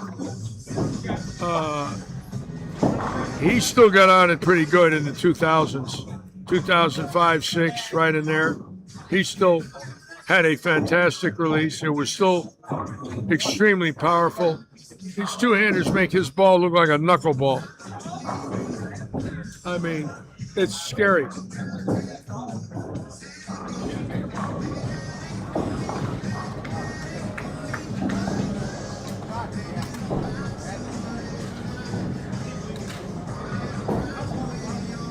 Jamie Kreutz right here. Left-hander might get this one tonight. Let's see. Boy, that's a good shot. Come on. No, it hooked. God, I thought it would hold. Oh, boy. Usually the left side doesn't snap like that on the back, and that ball just went right the minute it saw friction.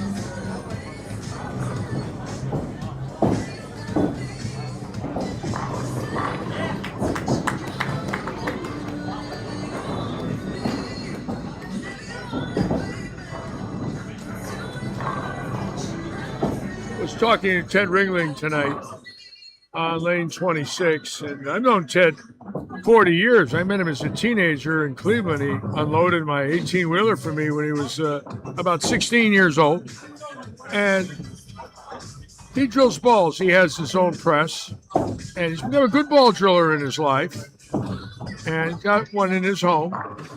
And we were talking about grips and drillings and thumb pitches tonight, and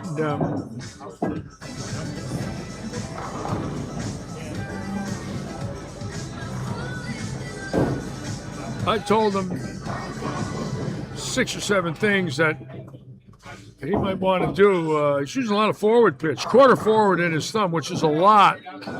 But there are bowlers that have bowled very well with that pitch. Jason Couch was 3/8 forward to a half forward his whole career. Mike Durbin, quarter forward. Chris Barnes, a quarter forward.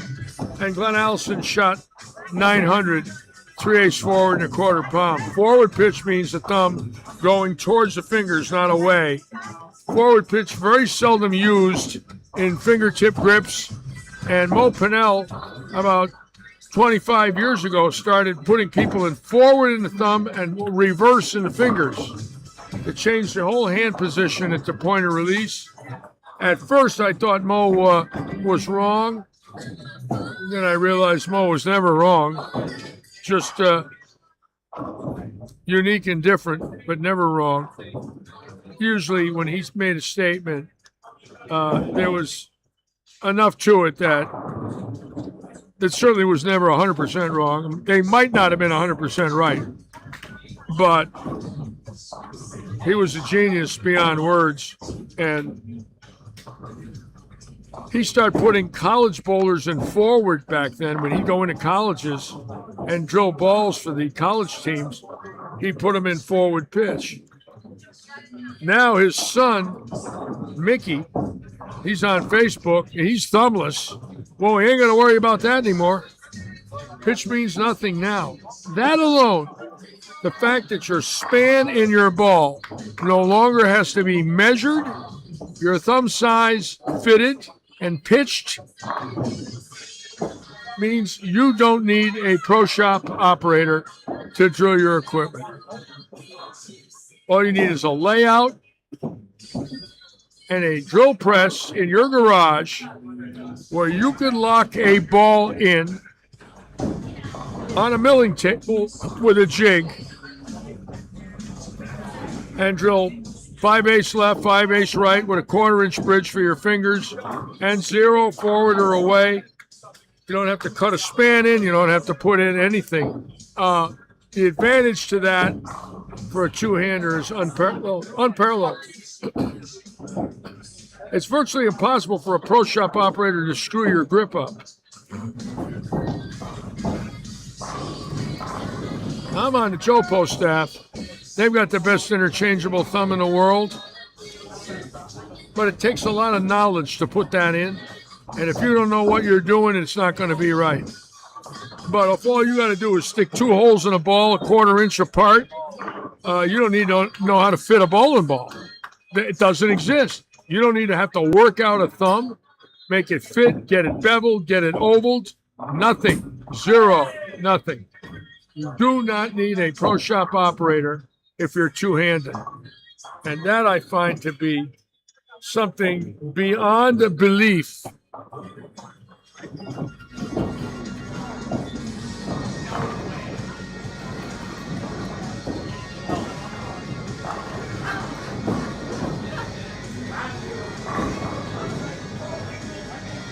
And after you lay the ball out, to actually drill the holes and put the finger grips in, you're talking 7-8 minutes.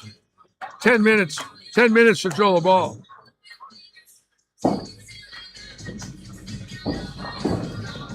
The whole world changed in bowling when that has become the new game.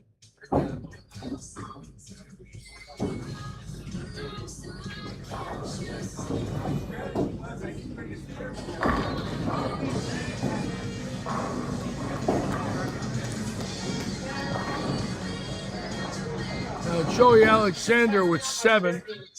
And on 45, we have 8. So,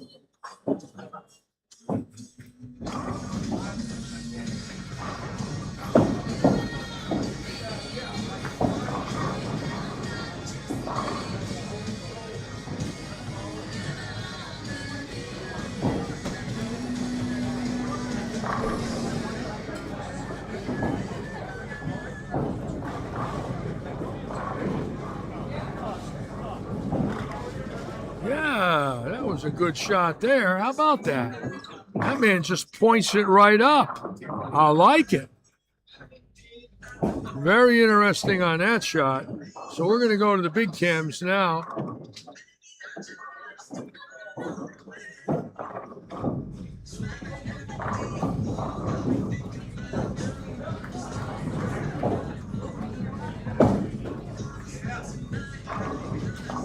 Big James Oswald looks like he's going on a diet.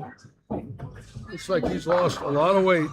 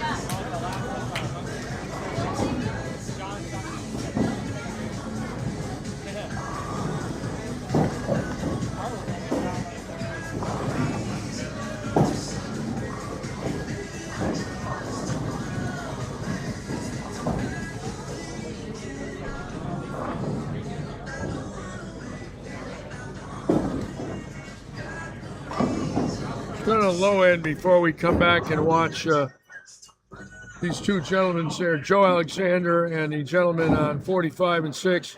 I want to see if we're missing anything down the low end. Let's take a peek. I'll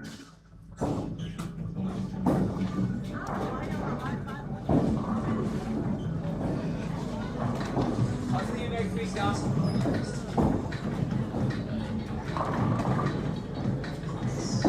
I think we can go right back to the high end.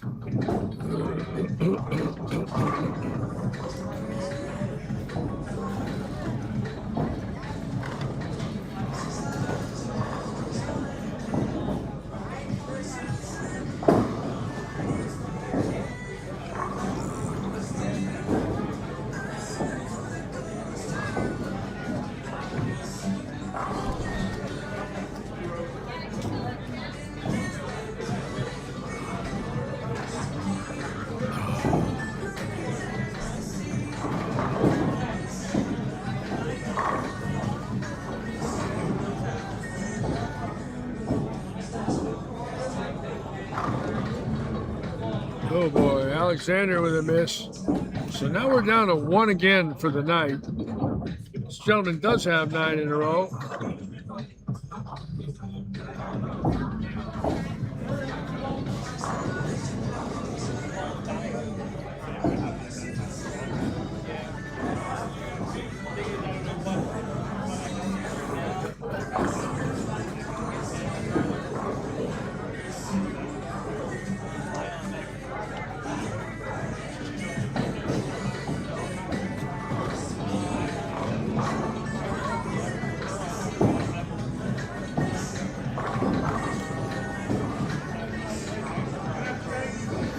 Looks like May 21st will be the roll-off, the way I figure it. I have to make a double check on that.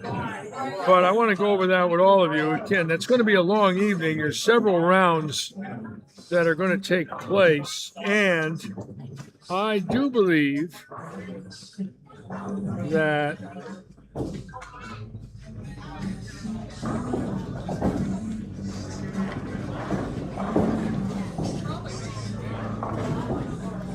let's see.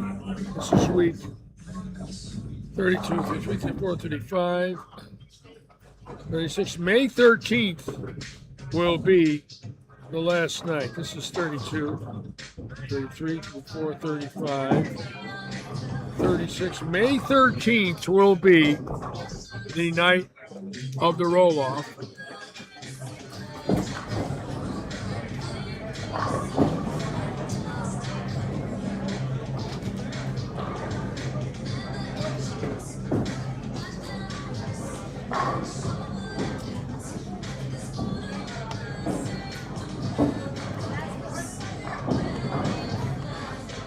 course, we do have the ladies' state coming in here in late May. We'll be live streaming that for all of you. That's ladies from around the state of Florida coming in, I believe, the last 2 weekends of May, the first weekend in June.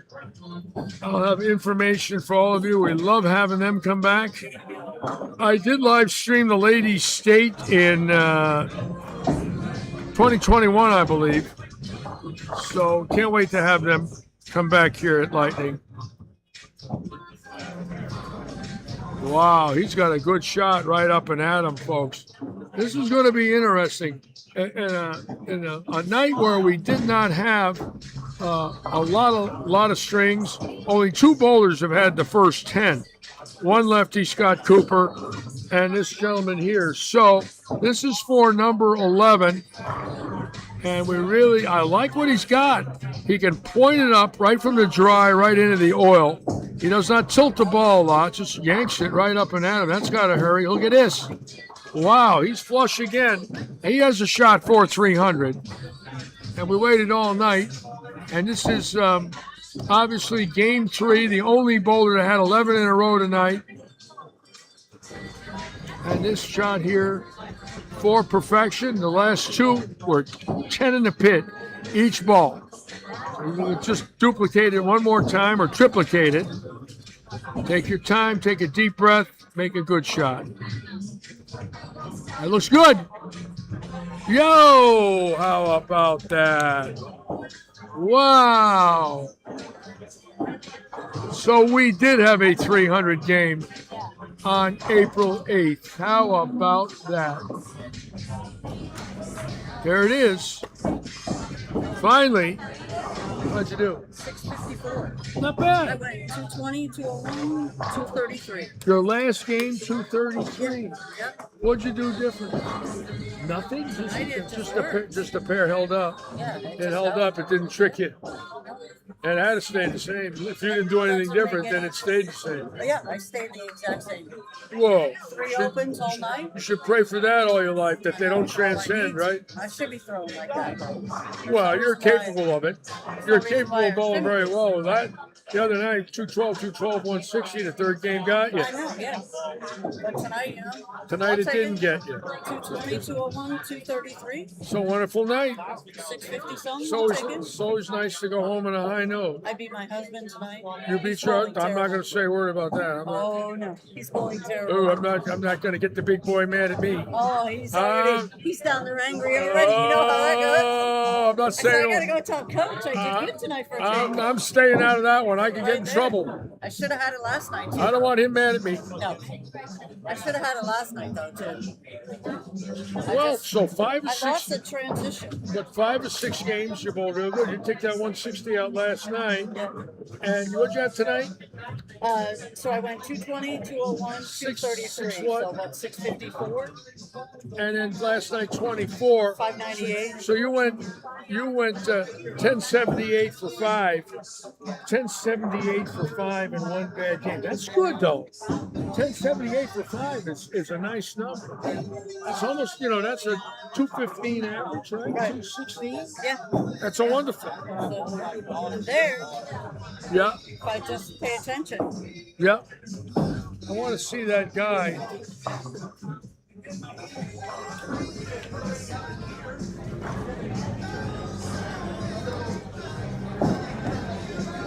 So we finally did see 300.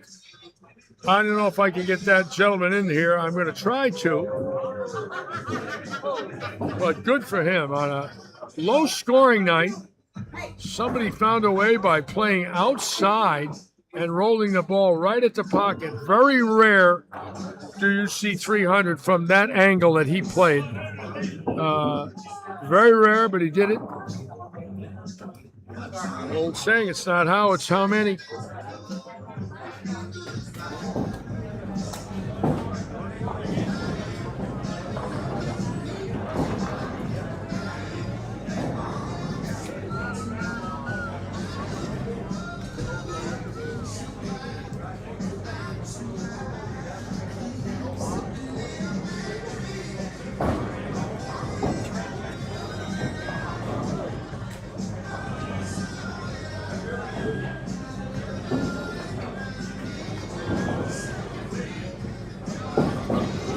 first place team tonight. What's that? We made the league a lot closer. What'd you do? We beat the first place team tonight, 16-8. Beat them 16-8. How about that? All right, brother. All right, Al.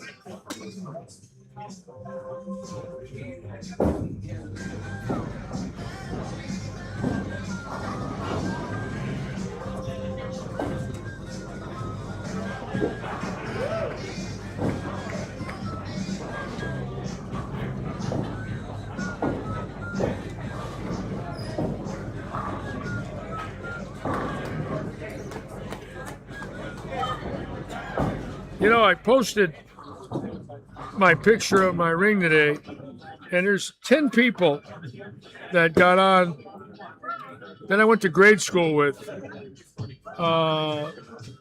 Some dear friends of mine, John Sterinovich from Windsor Locks. I went to school with him and his sister. Met them when I was 10 or 11 years of age. A real interesting one, Mike Fusick, who's the #1 Oldsmobile supply warehouse in the world, lives at the Villages now, the King Spring Auto Parts in Windsor Locks. His father bought out Oldsmobile dealerships in the 50s, 60s, 70s, and 80s. He's a, hey, whoa. He is a expert on Oldsmobile restoration, and heard from Mike, played farm team and Little League baseball with Mike. Kathy Wakefield was in my wedding in 1968.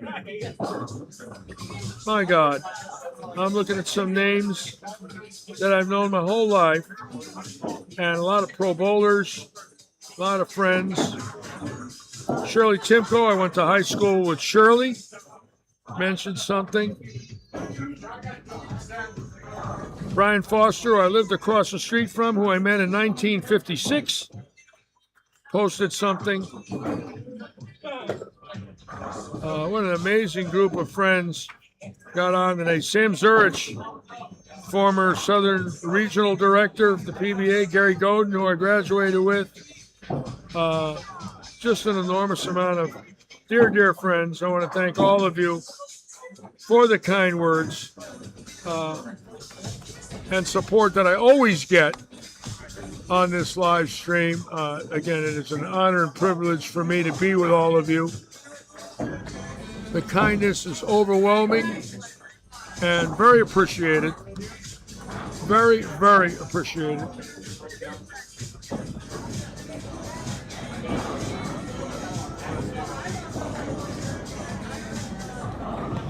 And I want to double check our scoring.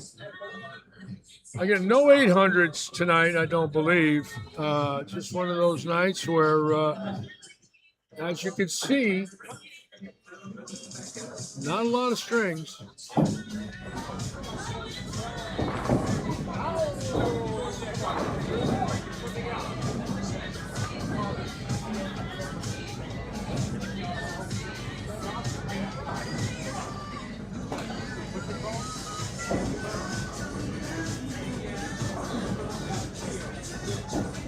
See you, bro.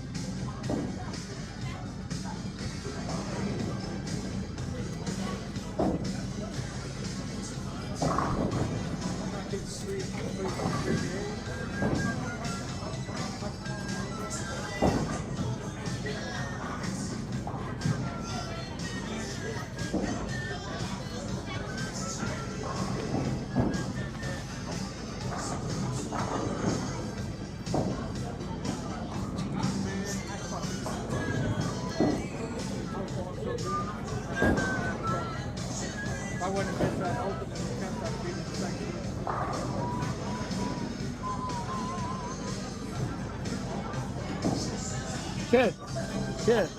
Does he have people living over there in RVs, like guarding that place at night?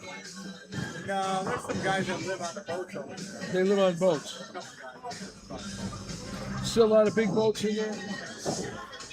40, 50 footers? All the time. All the time. All right. Trent, what about you? What about the guy that used to work for him? He did my houseboat. He was a very religious guy. He's a great boat mechanic. He went out on his own. He bowled a little bit too. Oh, yeah. What was his? Tom Deere. Yes. Is he still there? Is he still No, around? he's been gone for a while. He's got his own business. He's got his He's own. been gone for a while. Yeah.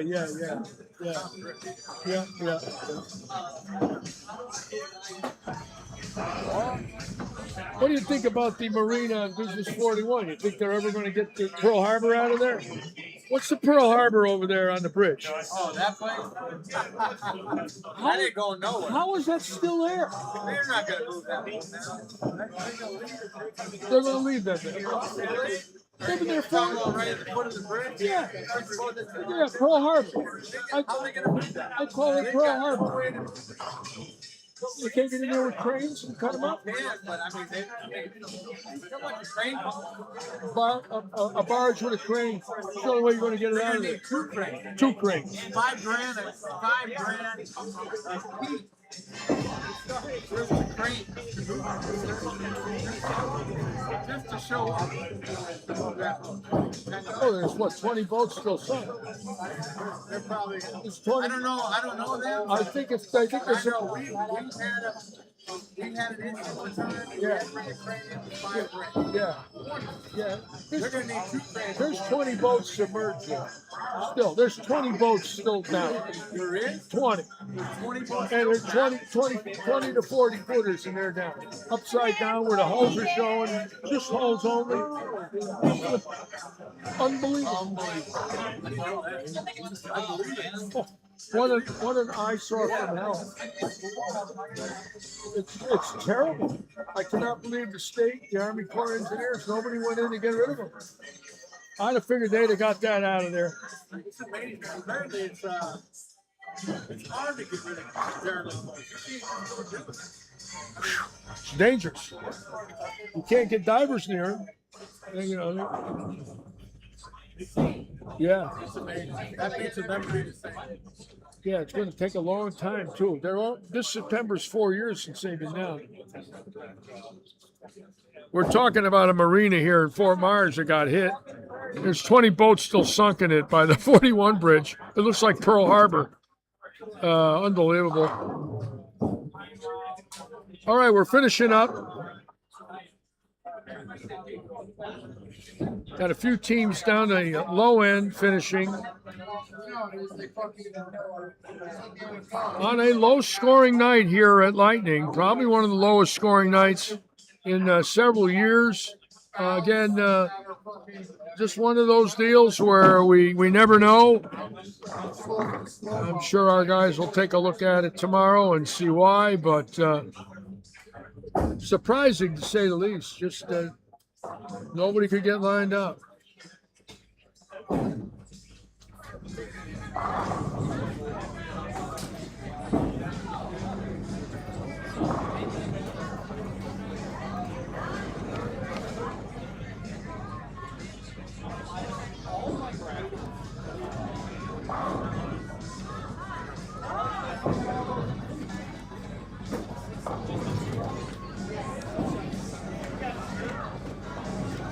Again, we will be on the air Saturday and Sunday.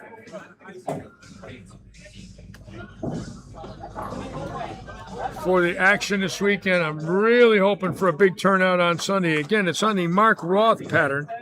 $80 entry fee, 6 games, cutting to the top 5. 500 added by Audi. And Mark Roth 42-foot pattern. Again, Saturday, Trios Handicap Eliminator. 4 games. They'll go one more to determine the champion after they cut the 50%. That's this Saturday. On the 11th, April 11th, Ernie Schlegel's 83rd birthday. This Saturday, my dear friend turns 83. Yes. 767. All I got, brother. What's that? That was all I got. Say it again. I shot 767. You shot 767? That's for you led the league. Well, I don't know about all that, but it was pretty good. Wow, you did bowl good. Thank God. Scores were low tonight. 45, 68, 53. David Forbes with 767. Well, that's a good sign. Nice to hear that. Maybe they weren't as low as I thought. I just didn't see a lot. Then again, these old eyes miss things. Hopefully, they're a little high scoring than I believe. We'll find out. Tomorrow, I want to come in and check them out.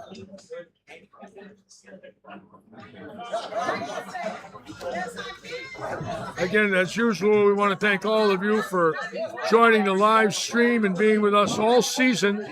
Keep in mind, 5 weeks from tonight, this league will have its roll-off on May 13th. Audie has 2 weeks left. This coming Tuesday and next Tuesday, they'll be done. This weekend, again, 2 great events, trios, which we do very well in, and scratch on Sunday. So join us here at the living room.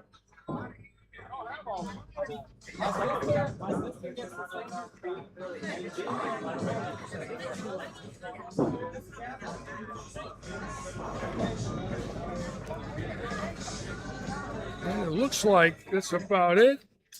We're going to wait for this pair to finish on 23 and 4, and we will call it a night. Ron Richards finishing up.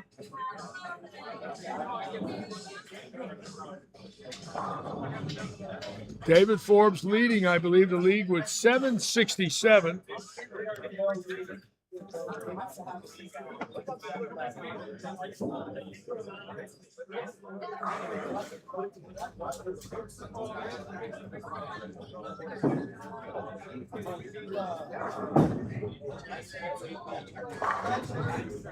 And Richards with a chance to go out for 255.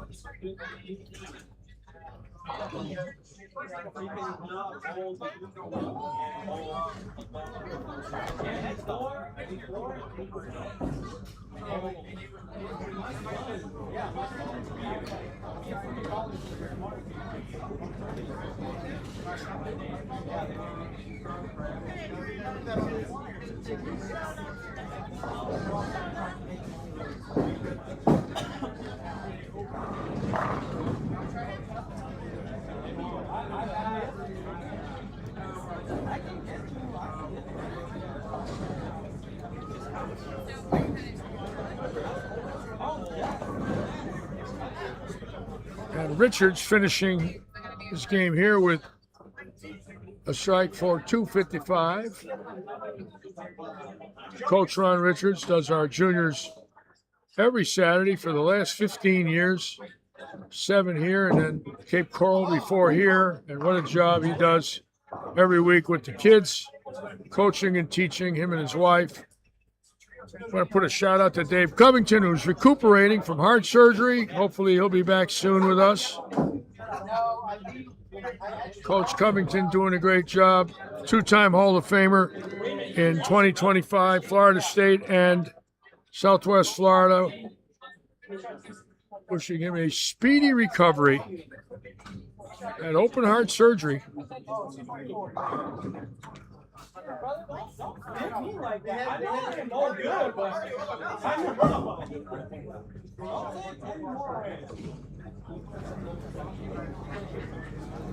And it looks like that's it. The lanes are done. The league is over. And I get Thursday and Friday to recover, which is a wonderful thing because I love days off. And hopefully the sun will be out tomorrow. Boy, the last couple of days here, terrible weather. Rainy, overcast, just humid. Not nice at all. But hopefully Thursday and Friday will be good. Well, again, we'll be with you this weekend. I want to thank you all so much. As usual, good luck and good bowling. See you Saturday and Sunday, and thanks so much for the kind words.